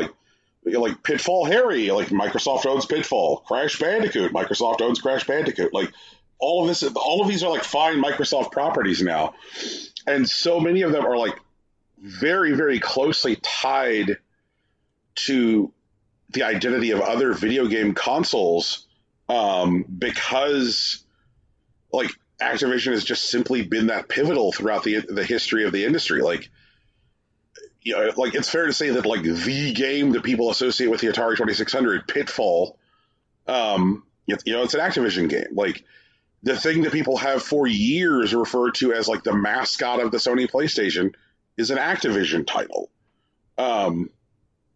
And like that's just the tip of the iceberg. I don't think people know like how big a deal it is that like once Microsoft is in control, which like, you know, by all estimates, because of how long it takes for the SEC to complete, you know, like their approval process, like it's about 18 months. So people are expecting this deal to be final in June of next year. That like once that happens, you know, like Microsoft is going to be able to like walk into Activision and go like, okay, here's things that we can do now. Fire people and fund things. And like I think it's just absolutely going to be wild to watch that combination of fire people and fund things. Like it's been crazy to see like how comparatively underfunded Blizzard has organizationally been in the last couple of years because of Call of Duty. Which is interesting because like Activision originally folded Blizzard into their portfolio because of like the growth trajectory of like Blizzard's products. Like, you know, like Warcraft was doing great. StarCraft was doing great. But then when Activision bought Blizzard, it choked Blizzard's budgets because Activision needed to continue to like fund Call of Duty at the level that they had been funding it. And so like we're now in a place where like World of Warcraft, which has for years was considered like untouchable and like the apex of the MMO food chain, is now number 2. Like and like by a significant margin. Like Final Fantasy XIV is absolutely thumping the fucking ass of like World of Warcraft. And imagine for just a second, like somebody walks into a room to like the WoW team and is like, hey guys, what ideas were you told were too expensive? How many more people do you need to get WoW where it needs to be? Like that stuff to me is exciting because like, you know, like things actually getting funded at Activision, which aren't Call of Duty, is exciting. Now, like none of this actually means that like Call of Duty is going to get any less funded. It just means that the company funding Call of Duty has significantly more money. So like that's exciting to me. But here's the part which isn't exciting to me, is that like I don't think, like we have talked a little bit on the show before about like the changing shape of the game industry and how we're increasingly moving toward like subscription models, just like other industries like music and film. And I don't think that people like have fully digested the antitrust implications of like Activision getting like consumed by Microsoft. Now, indie video game development is as vibrant as it was before, but like indie video game development has its own antitrust issue because of the dominance of like Valve in the PC space. But when I look at platform holders in the console space, Sony doesn't understand how to promote or present independent video games at the front of their store. Like Sony is like this generation and for most of the PS4 generation been incredibly reliant on the same 4 or 5 AAA publishers to like prop up their console sales. And with one of those publishers now getting absorbed by the competition, like Microsoft used some pretty clear language talking about like how many Call of Duties are still coming for the PlayStation. And they said like, oh yeah, the next 3 Call of Duties are coming to PlayStation. You know, which speaks to like the current length of like contractual obligations to Sony. Like what happens when Call of Duty dries up for PlayStation? Microsoft has the walking around, fucking around money to buy EA. If they buy EA, then that means that the 2 major publishers of like annualized franchises, which like low attachment rate buyers would have entirely moved to like the other console. Like what will Sony have available to them? Because they haven't like created like a business model which is designed to attract to those like low attachment rate buyers. And like Sony's strategy is to essentially to like release very few games, but games which are released with like the same kind of like budget as like a Call of Duty. Like Jim Ryan has said he is not interested in publishing games at Sony unless they are billion-dollar games, like a direct quote.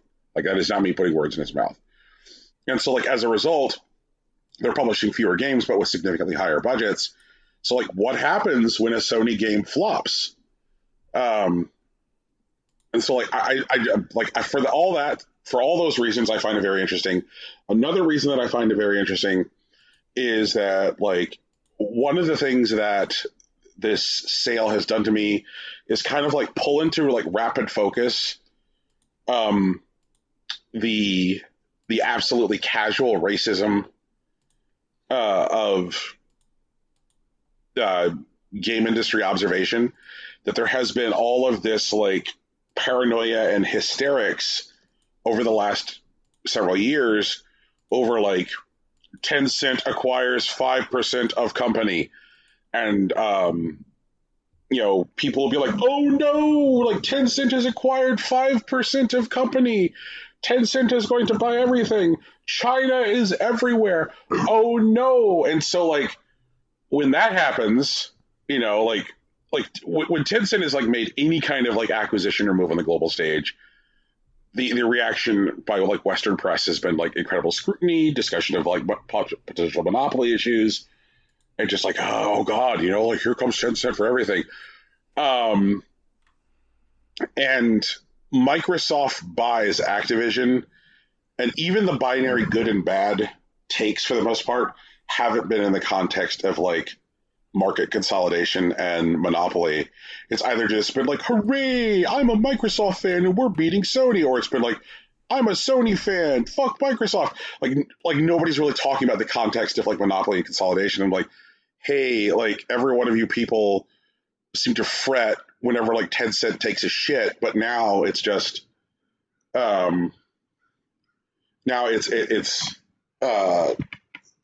this is just business as usual. So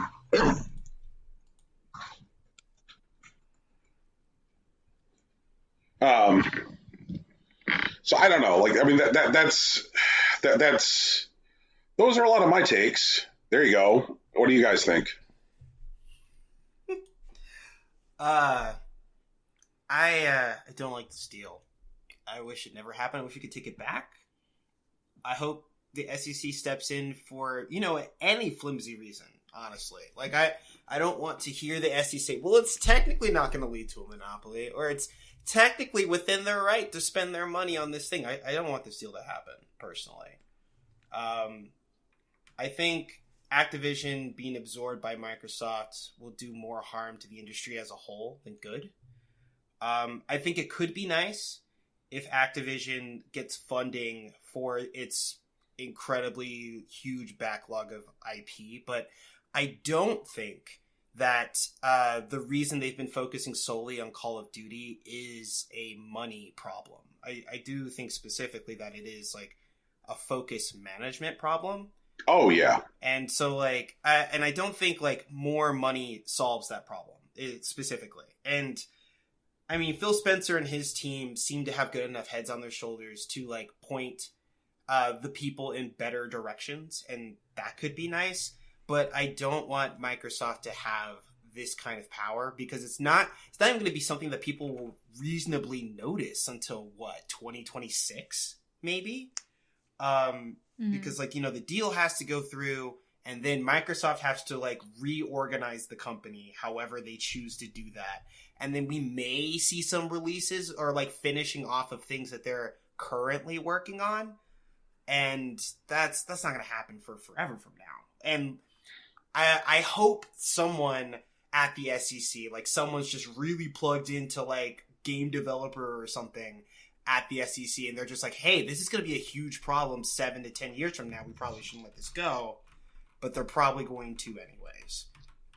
That being said, while I don't think it'll lead to anything like Monopoly, I think at worst we'll end up with something more like a Netflix situation. I think indie is going to be fine overall. I think there are enough, like, valves for them to come out of. Excuse the pun.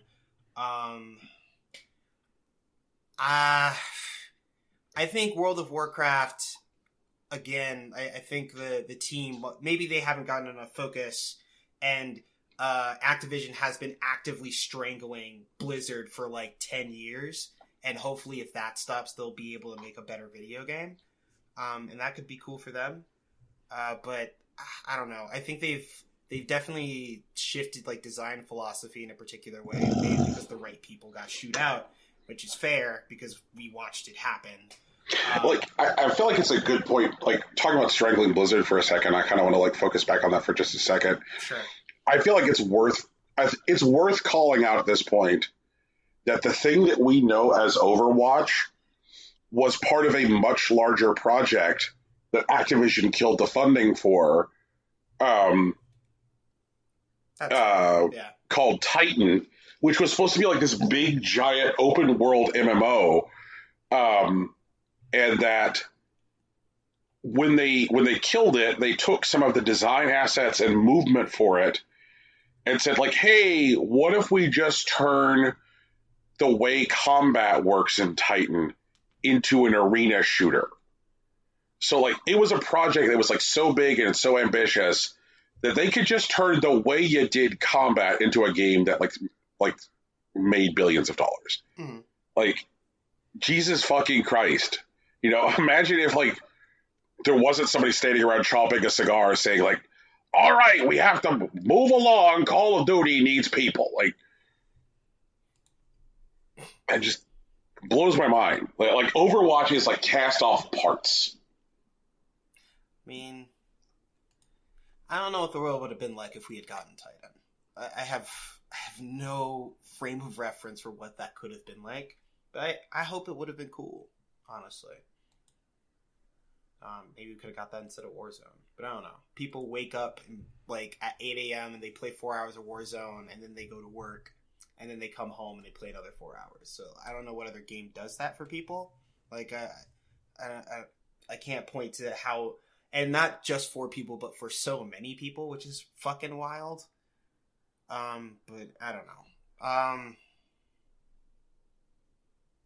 I mean, God, like, if they actually put therapists into Warzone, they would make it Game of the Year every year.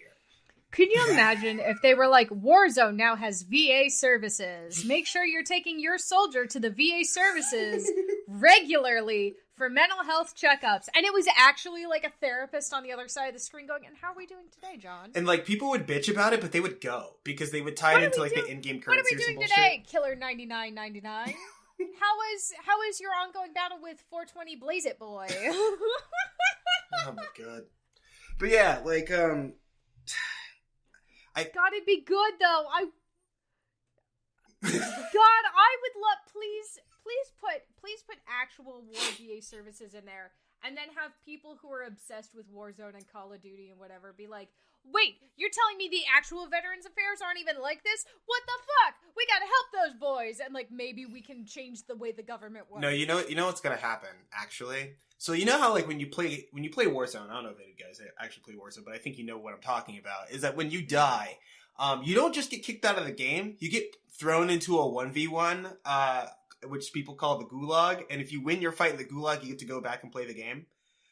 I want a function in Warzone in which you get reported a certain number of times for cheating, slurs, whatever. And instead of being thrown back into the game, you have to go to a therapist session. And you got to sit with a therapist and you have to say whatever it is that you have to say. And you can't go back to playing Warzone until you do your like mandated sessions or whatever. They like hardware lock your account or some bullshit. But that's not gonna happen. That's not the world that we live in. That would be stunning. That would be beautiful. That would be even effervescent. Oh my god. Those are some choices words. Yeah. Thanks.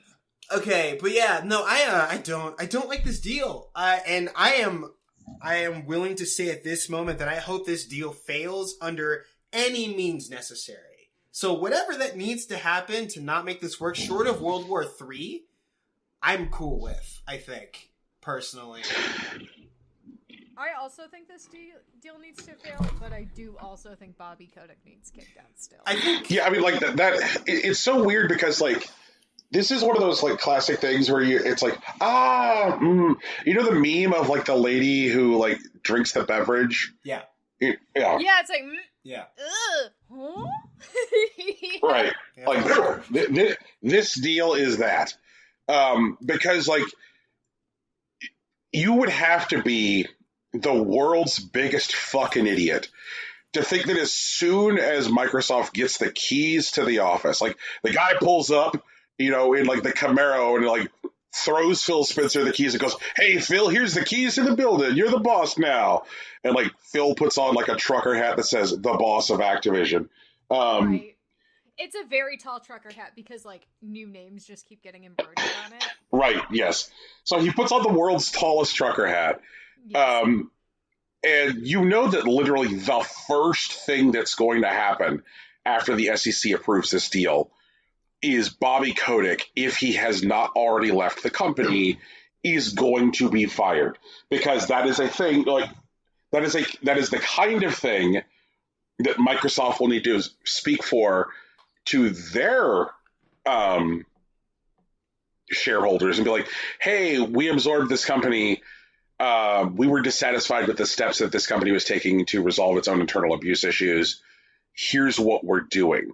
Because at this point, like, once this deal goes through, Bobby Kotick is no longer king of the shit hill. He's essentially middle fucking management. And and nobody cares about middle management.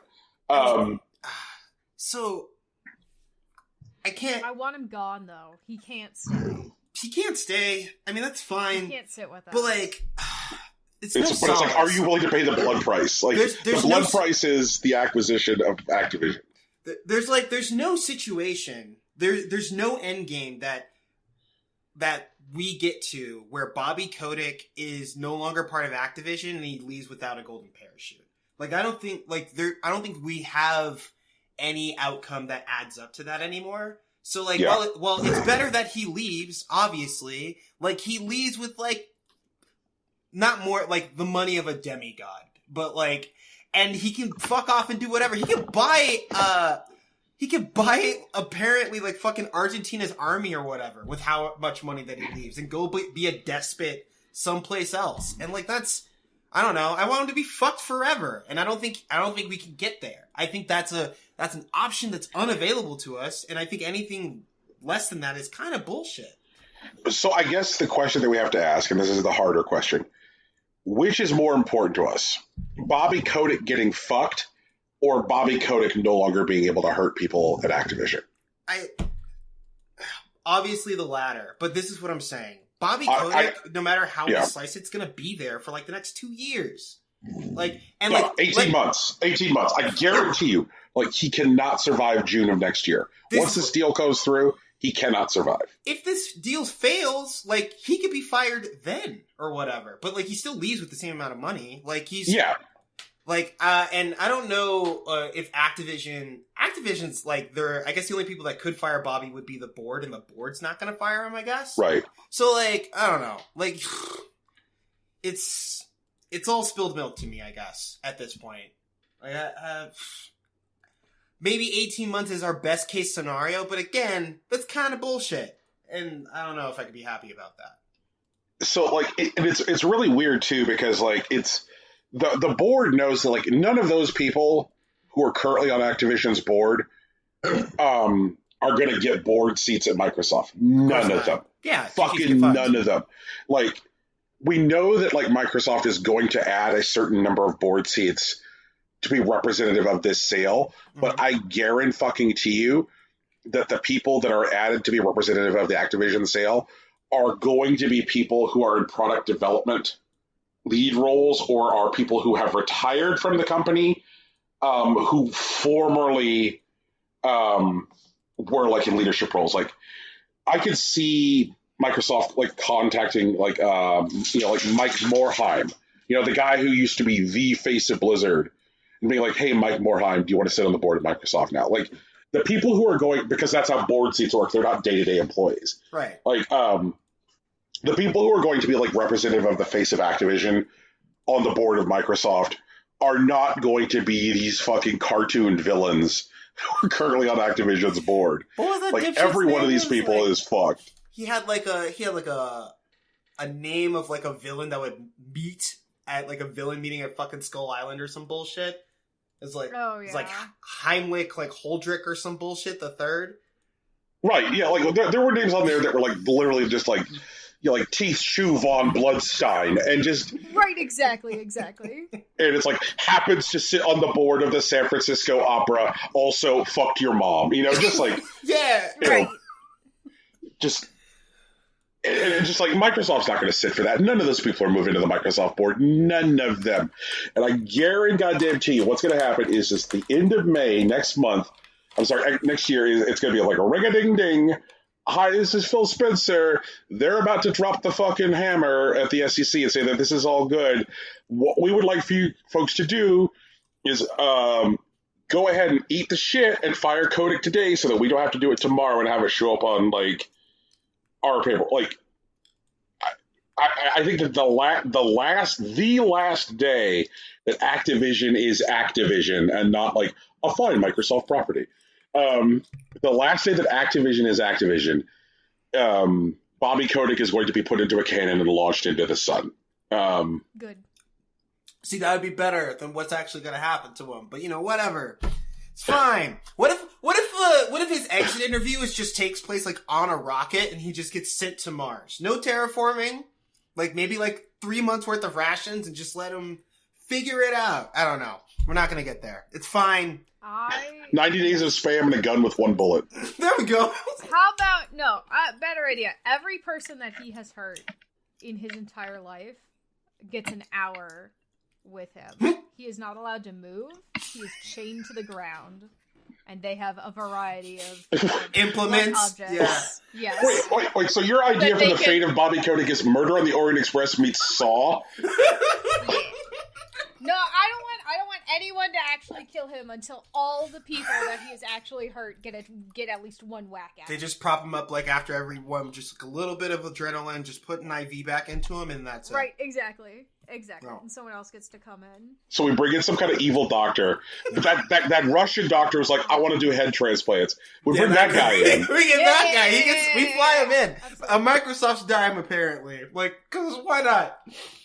Oh my god. One of my all-time... See, you get it. This is the goal.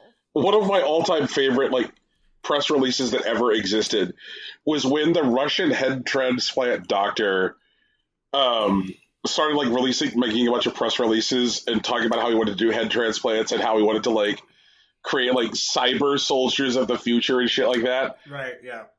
Kojima felt compelled to like really suppress results. Like, I don't know him. I don't know him. No, I remember that. He does not get to walk away from that. He absolutely knows that man. Like there are some transcripts somewhere. I don't know anything about this. Like there's definitely. Turns out, I would. Fucking Metal Gear is a work of fiction. It would not surprise me in the least that if there were like recorded video calls between Kojima and this man on some hard drive somewhere.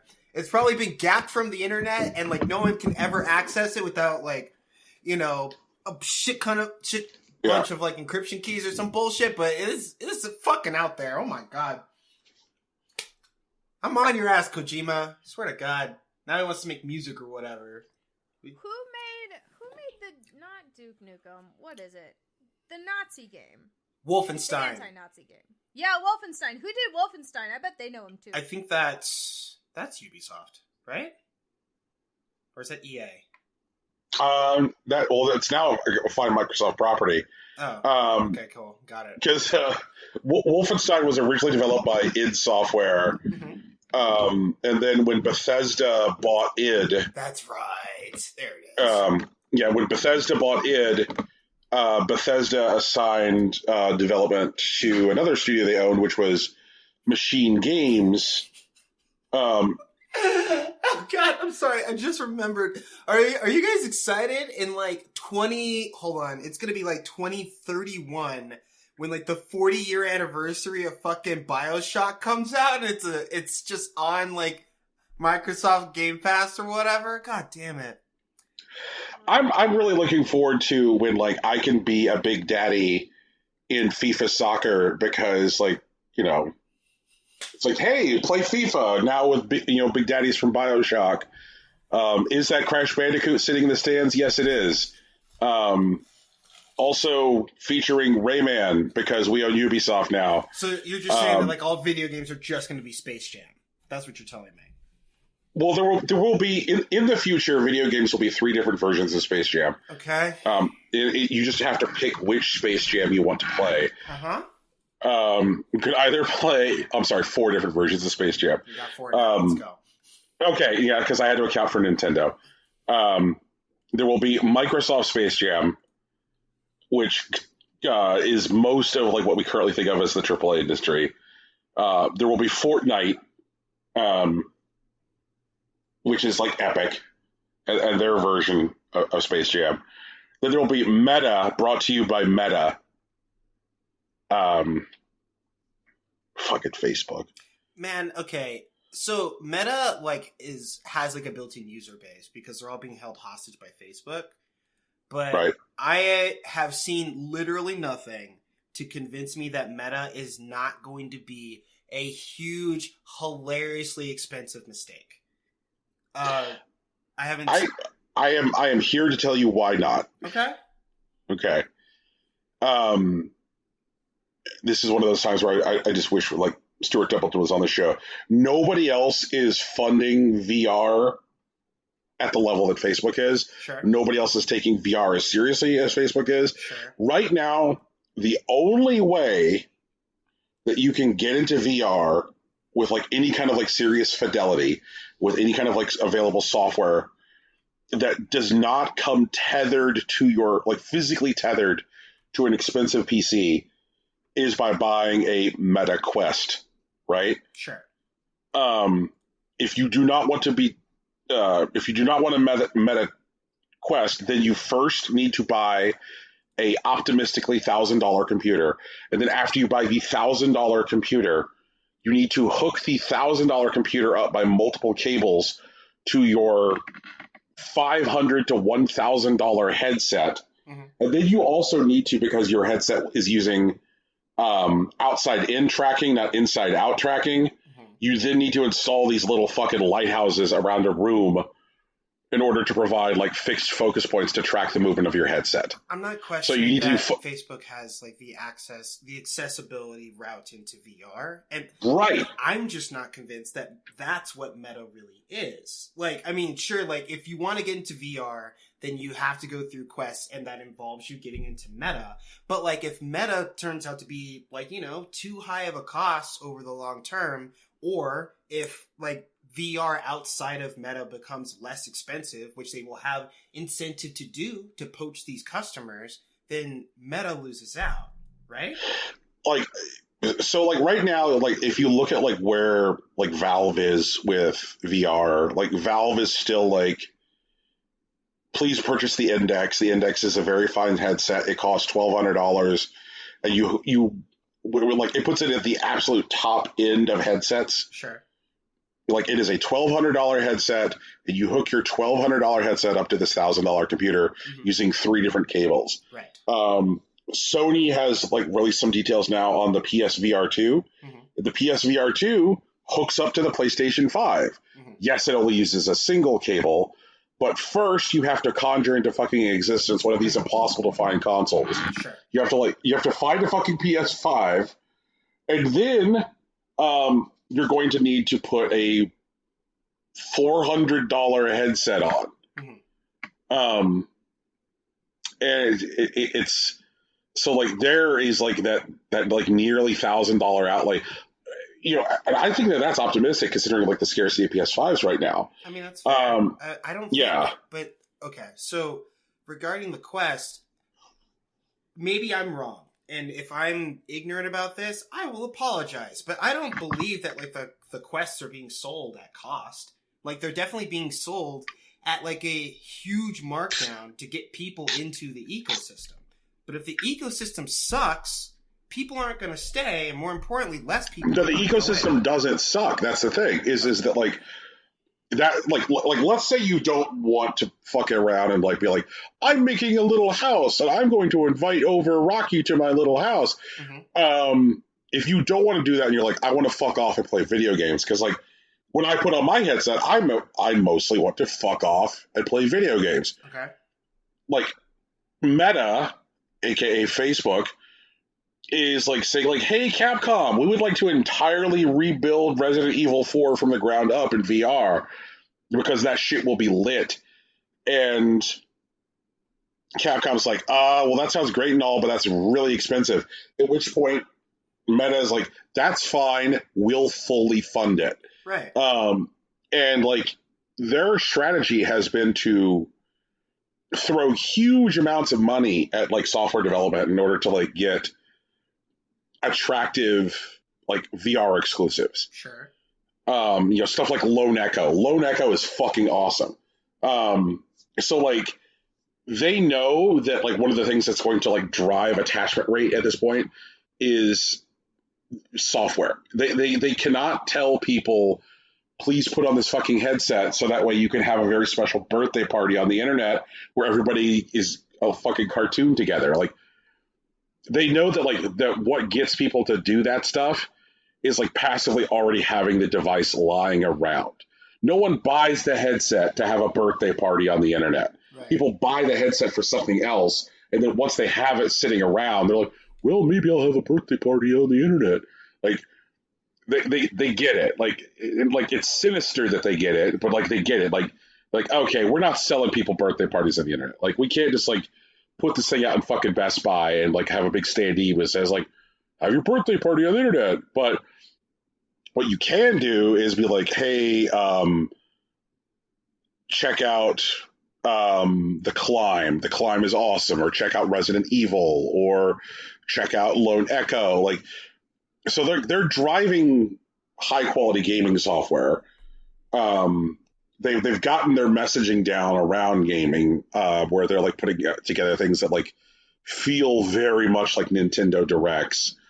And like when they speak to potential buyers, they heavily target gamers, TM, and like what is going to get them to a tipping point where people are buying it to have birthday parties on the internet is when there is when you personally know so many people having birthday parties on the internet that it now feels weird not to, that's when people will cave and go like, oh, well, like 19 of my friends are having birthday parties on the internet. Like, I now feel awkward and left out. I guess I'll go get one of these headsets so that way I could sign up for this. When do you think that might happen?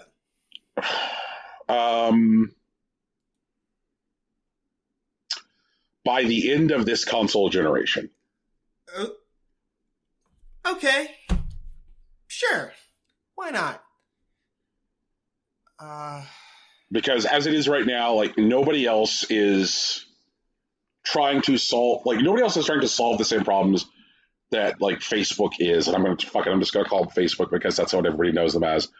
Like, nobody else is trying to solve the same problems in VR that they are, which is, like, access price, like, for low income, like low disposable income fucking customers. Like, Apple was like, yeah, we're going to get into VR. And everything that we know about the Apple headset so far is that the Apple headset will cost $2,000 and it still requires being hooked up to a Mac. Fuck off. That's what I mean, though. Like, I don't think Facebook is solving that problem. I think they're taking the hit, and they can't take it forever. I know currently they have more money than God. Like, fucking Zuckerberg's trying to buy Hawaii and shit. But, like, at some point, they're going to want that money back, and it's not going to be pretty when that happens. And the problem naturally. Okay, so like if we wanted to get into like how does this problem get solved? Like, I think that we're already on track for that problem being solved, and what I mean by that is through the development of new, like, smaller, faster core microprocessors. If you look at like Intel's like Kaby Lake processors, like they were significantly smaller and they were significantly faster than like the Skylakes. And like with each successive generation of like CPU like microprocessors over the last few generations, like Intel has just like it kind of been on this like very rapid arms race of like miniaturization and optimization of performance, so much so that like when people were looking, like when the specs got leaked for the Steam Deck, right? Because we knew what the specs were for the Steam Deck before Valve announced that there was a thing called the Steam Deck. Mm-hmm. The first thing that people thought that what those specs were for a headset that would not tether to a PC. Okay. So like the thing that is going to solve the problem of VR untethered to devices is like miniaturization and like generational improvements to like microprocessors. This is why like the Steam Deck and like the GPD Win 3s are like so much better than like the GPD Win was, which was just a few years ago.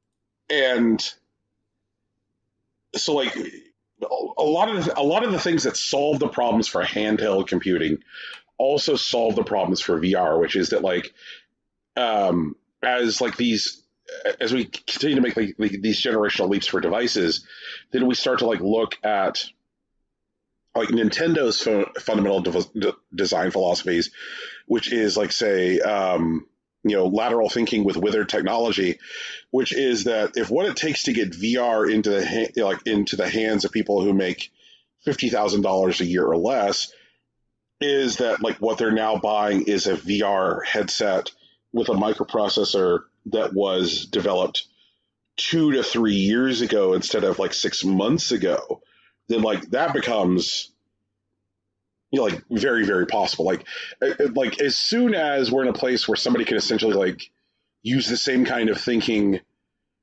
as the Switch, but for VR. Like the Switch, when the Switch was released, was already like an older processor, using an older screen tech.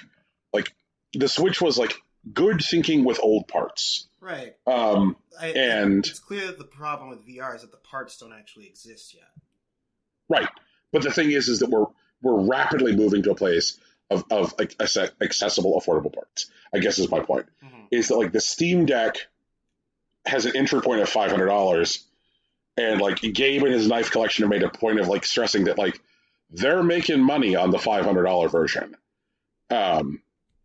That like we're gonna get to a place where like you can make a headset which does not tether to a computer and can be afforded by regular folks, because like those are the two boxes you have to check at the same time. Mm-hmm. Untethered and like I guess I'll add one more box, which is like broad awareness, because like I bought one which can be afforded by regular folks and is untethered, but like I'm not sure if just like broad awareness is there. But I think we're going to be taking all those boxes before the PS5 and Series X are done. Okay.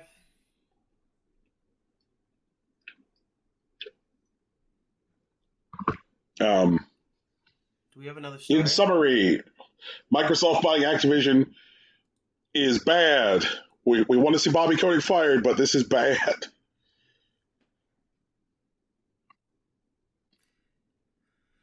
Oh God, I really hope this deal doesn't go through. I mean, that's okay. It's bad. It gets worse. Oh, sick. Yeah. So, Raven Software, was able to like petition Activision Blizzard to recognize their little workers union. And Activision Blizzard said no. So they had an opportunity, Activision Blizzard had an opportunity to, just, regularly acknowledge, the 34 QA employees who formed the union at Raven Software, which is called the Game Workers Alliance Union. And Activision Blizzard said, no, we're not gonna do that. And so now the union gets to call for a vote, and the National Labor Relations Board will oversee the election. But we don't know when that election is gonna happen. So, haha, that'll be fun, right? I mean, this is probably the best time for them to do it, relatively speaking. Like, assuming that Activision doesn't, do the Activision thing and, like, fire 700 employees in a month, but, they're gonna. I mean, we know they're gonna, right? I mean, almost certainly, actually. But yeah. It's not a matter of if, but when. And then they'll report record profits as they're being bought by Microsoft. Yeah! So many profits. All of them related to the acquisition. Oh my goodness. But just to clarify, Activision was never going to just recognize the union, right? Like, they weren't going to do that? No, absolutely not. Okay. They really wouldn't. Like, they're not good people. Of course they wouldn't recognize the union. And they did send a rather long, fairly bullshit statement to Game Informer, but I really don't want to give them the time of day to read out their stupid statement, so I'm not gonna. But it's in the show doc and stuff. Okay, yeah, so the Patreon subscribers will be able to see this document. You can read through the statement. We're just not going to read it here because it is kind of bullshit. It is super bullshit. But yeah, they weren't. So even though they've already been bought, they're still not done being shitty. So like, don't get excited. Don't get excited by a bunch of Activision Blizzard stuff just because of the Microsoft purchase announcement. That's the story here. I wonder if this let's say this union survives, right? Like they get an election, their numbers grow beyond the 34 QA employees that they have now. Over like the next 18 months, right? Because that's the thing to the day. what happens once they get absorbed by Microsoft? They'd have to renegotiate, right? Because I mean, like, let's say like April 2023 or April 2023.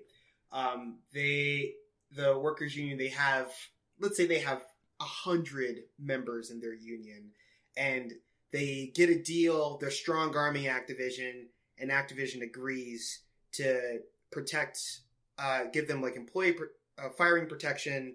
They give them like better benefits, a pay increase or whatever. And then the SEC deal goes through, and now I think Microsoft has the opportunity to continue their contract, to say, yes, the things that you agreed upon with Activision leadership, like, we will continue. We will also support. But if they think they can get a better deal, I think there's also the option to renegotiate. Right. There's also a chance that once the acquisition goes through, like, more people will want to join the union. Maybe, but I don't know too much about the history of unions at Microsoft, so I can't really say. Brandon had none. Yeah, I did. Which is never underestimate the energy that a company will spend trying to fuck a union. Yep. Like, I am reminded that, like, just in the last month, the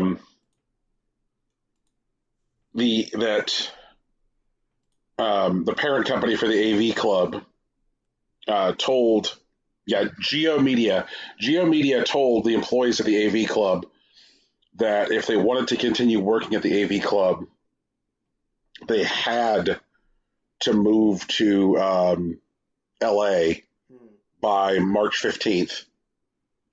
And this was like a deliberate play on the part of Geo Media, because the contract that they had with the AV Club employees didn't call for any kind of cost of living adjustment based on location of employment. Mm-hmm. And so, like, if you have 9 people who all live and work in Chicago and you tell them that they have to move to Los Angeles, then, like, it's absolutely untenable to live in LA making what you made in Chicago. Mm-hmm. And so, like, all 9 people were like, yeah, like, I can't afford to live there, so I guess I'm quitting.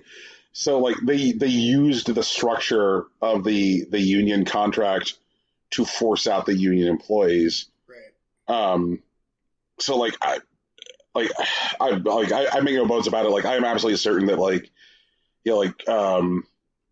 Activision, like, with their back against the wall, having to recognize the union, will find some kind of way to, like, break the employees in the union and be like, yeah, we didn't break the union, we just broke the individual members.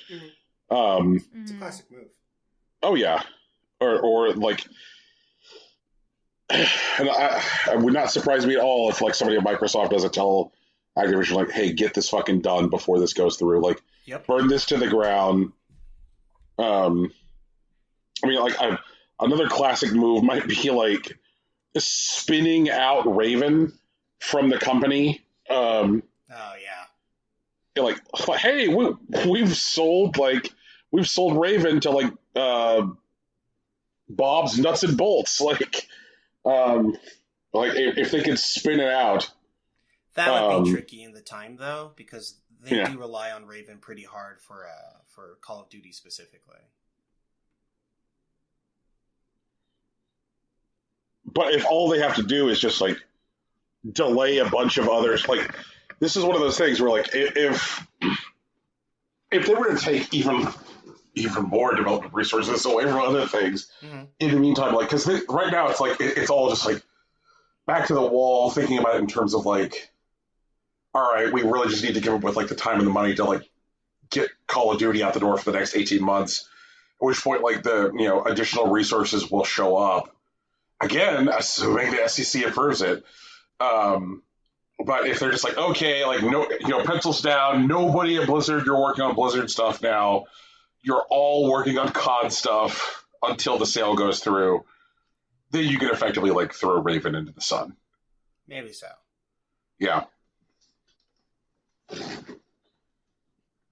I'm sure that like people who have like really bled for Diablo 4 and Overwatch 2 would be super happy to know that like, hey, like your work is being delayed even further. So that way you can go make a skin that looks like a pair of sunglasses where the individual lenses are pot leaves, you know, for COD.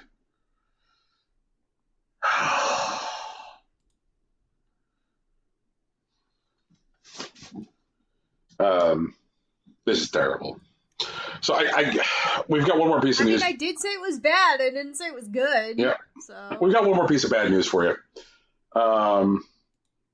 Which is that Ubisoft thinks you're stupid. Oh, well, yeah. Is that really news? Well, it's news that they, I guess, said the quiet part out loud. Okay. I mean, they've done that a couple of times, remember? Like, all the David Cage stuff? Like, all the David Cage Again, stuff. David Cage is not Ubisoft. Like, oh, that's right. I keep forgetting You're that. doing that because they're French. French. You're literally doing that because they're both fucking French. Oh my god. Not all terrible French companies are the same terrible French company. There is allowed to be more than one bad French company. Oh, is that so? Is that in their constitution, Brian?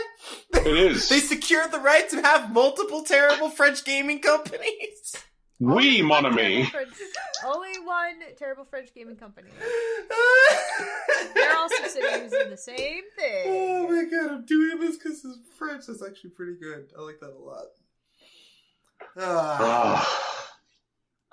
Anyways, Ubisoft does think we're stupid, and this isn't the first time this has happened, but the quiet part out loud? Right.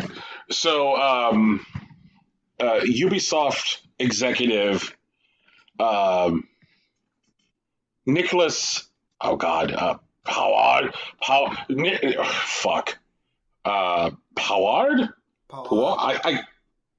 Paward, yeah. Paward? Mm-hmm. Okay. That guy, who is with their Strategic Innovations Lab, sure, said that the gaming market doesn't get it when it comes to NFTs. I mean, it's a choice. It's not good. Like, okay, Rocky, I want to pose to you a hypothetical restaurant, right? Okay, it's a restaurant. It's a restaurant, and like, let's say, the server taking orders is like, okay, we have an order. We have a special today, which is we're gonna just straight brick on a plate. Do you want us to do that? Do you want us to like just loaf on a plate for you, sir? No, thank you. How would you feel if a guy then came to your table and said, you just don't get it? I mean, that wouldn't feel great, but also I think I would just leave the restaurant, right? Like, man.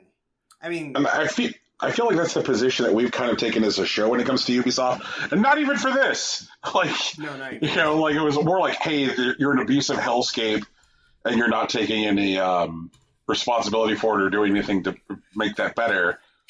I mean, the big problem is that our boy Nick, like, I totally get Nick's position, right? Because we've definitely seen reporting that states that Ubisoft has been working on NFT related products for years now, like as dating far back as 2018, right? And like, last year was supposed to be their big reveal. They had the game and it's supposed to work with Quartz, and the studies show, their focus testing said that we could probably do this. It may be difficult, but we could do it. And then no one buys in because everyone knows what NFTs are now. And now he's just like, no, come on. Like, this is supposed to work. All of our studies said that this was supposed to work. And like, they, instead of internalizing that lesson and realizing that they've made a terrible mistake, they're doubling down. And it's just going to make it worse. So, Power, just take a step back. Look at what's going on right now, man. Like, pay attention. Jesus. Like I think that the thing that that like really just like blows my mind on this is I'd like to take you back in time into a little place I like to call 2020. And in 2020, Ubisoft launched a battle royale game, right? Wait. Called Hyperscape. Oh shit, that's right. That did happen. Yes. Yes. Remember Hyperscape? I mean, I barely do. Like, I remember Yes. the weird cubes and shit. And like, Right. Yeah. So they launched fucking Hyperscape. Hyperscape came out in August of 2020. damn. No one played it despite all of the weird shit that they did to like gimmick it to the top of the Twitch charts. Right. Yeah. And like gimmick it to the top of like YouTube engagement. Mhm. Like nobody was playing this fucking game. Mhm. And Ubisoft was like doing shit where they eventually started giving people $25 coupons to the Ubisoft store. Yep. They're like, hey, are you an active fucking Hyperscape player? Here's a $25 coupon to the store. Like that was how desperate they were to try to get people into that ecosystem. Yeah. And Mhm. nothing worked. Everyone thought it was absolute shit. It was just fucking ass. And the last time they ran an event or updated Hyperscape in any kind of way was April of last year. So it launched in August, and Ubisoft gave up in April, quietly. And then they announced this week, Hyperscape is dead forever, dicks out for Hyperscape. And, like, that is generally Ubisoft's, like, policy when something doesn't work out the way they play it. Like they quietly kill it and then pretend that it never existed. They're just like, yeah, okay, that didn't work out. And like for a company that is like famous for just like throwing dog shit at a wall to see if it'll stick. Anybody remember that fucking ridiculous like game that they put out for like every console last generation where it was like you're gonna build these little fucking like ships, right? You build these little fucking ships and you fight the game, and like when you build the ships, you just scan the ship, and you got that ship in the game. Look at it, it's crazy. What was the name of that fucking game? And then like when you played it on like when you played it on Switch, like Star Fox could be in it. You could like build an R-wing. Do you mean Skylanders? No, because Skylanders is a fine Activision property.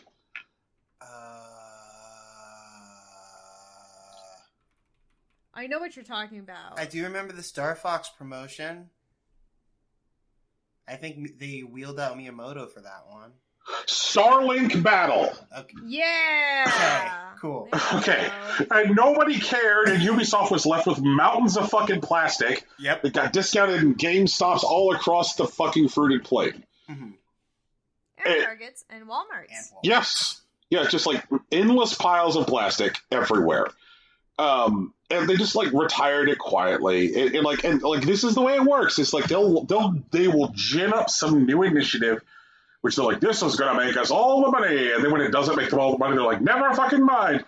But like it has never been Ubisoft's policy to get out there and be like, why didn't you fucking nutsacks buy this? Like so like I just think it's it's really wild to me that like this talking head, this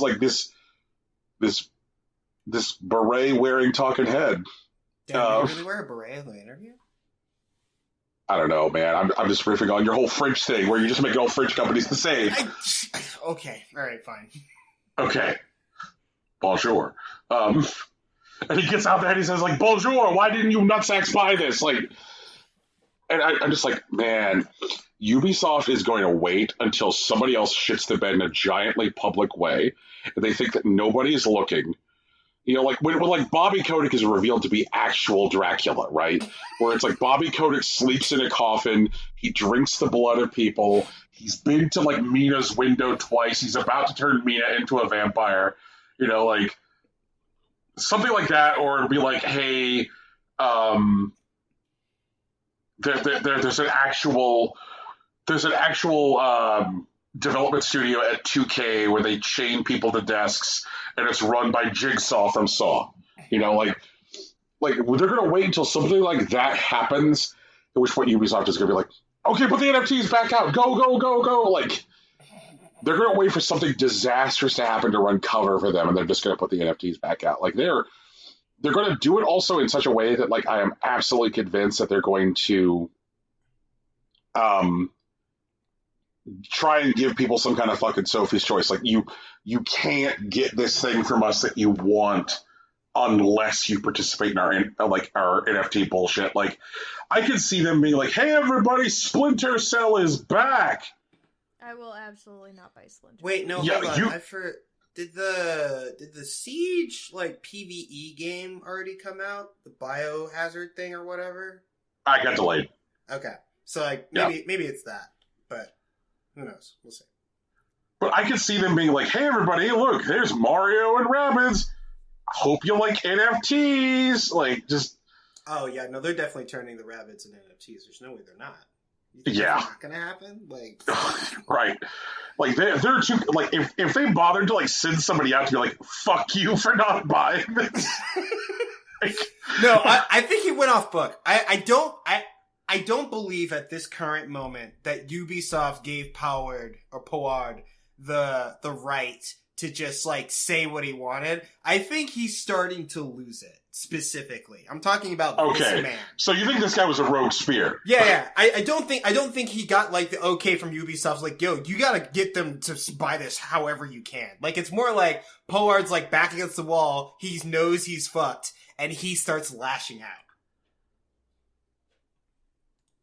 I would like to believe it, Rocky. Like, honestly, I can't remember the last time on this show that you were that optimistic. Like, that's a really beautiful thing you just said. Like,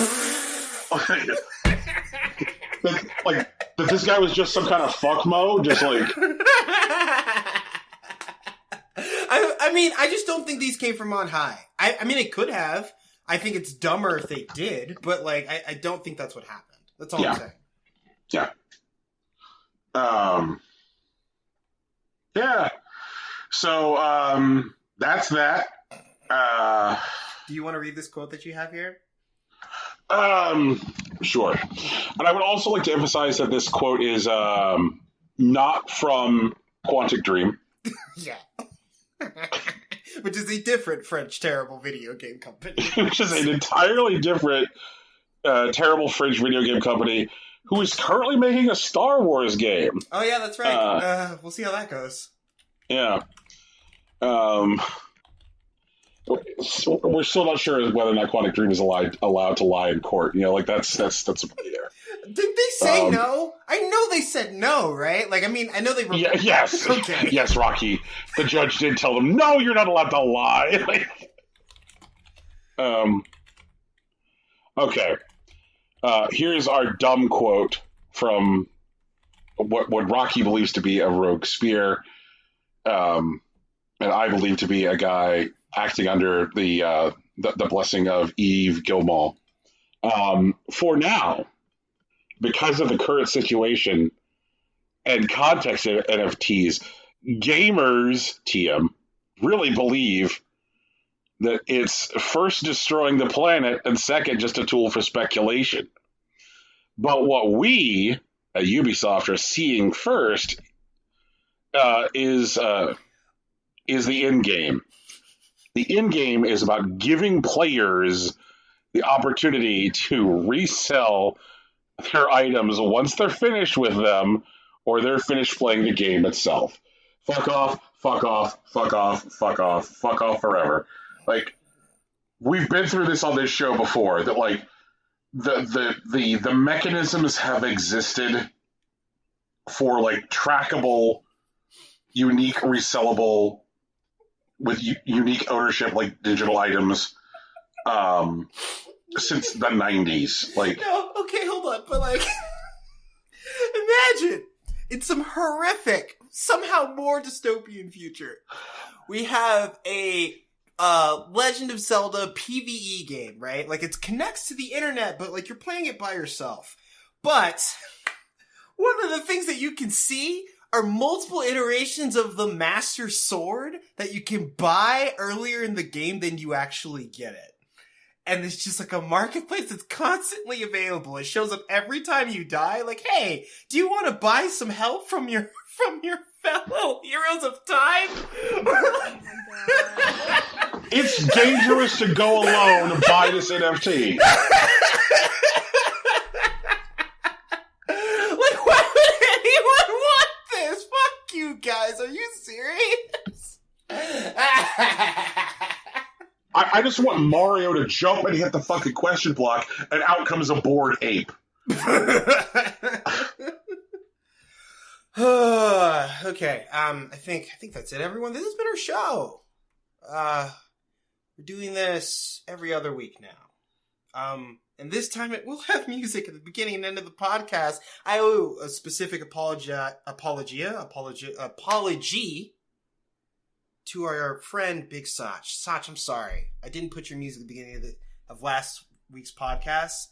It will never happen again. I'm speaking it into the universe. I'm going to put the music there. And if you want to check out Big Sach's other stuff, you can find him on SoundCloud at soundcloud.com/BigSachNJ. And his band just recently put out an EP. Brian, what's the name of the band? Do you know? I'm sorry, I don't know offhand. I'm a bad person. But Sach, tell us the name of your band, dude. I'll plug them every time. I just need to know the name. Please and thank you. Oh my goodness. Anyway, we also have a logo. And it was designed by Lauren Moran. You can find her on Twitter at Lauren Moran. And consider donating to her Patreon. And we are currently suspending payments on our Patreon at the moment. But you can... if you choose to support us, you'll have access to our artisanal show notes, our bespoke watch-alongs, and, audio essays about things that we care about that are coming soon. You can also find us on social media. I'm on Facebook and Instagram. Brian's on Twitter. Tegan's on Tumblr. It's all on Possible Coin. In addition, we stream on Twitch. Tegan streams on Tuesdays at twitch.tv/ImpossibleCoin. And I'm at the same place on Wednesdays. Tegan is currently playing Breath of the Wild. I'm playing whatever I feel like right now. That's just where my head's been at. But for the next 2 weeks, as I promised earlier in this episode, I will resume playing Tales of Arise so that we can try to get to the conclusion of that story. Thank you. You're welcome. And that's us, I think, right? Oh, also Sach is on Twitter at Hillary_Swank. That's it. That's us. That's the show.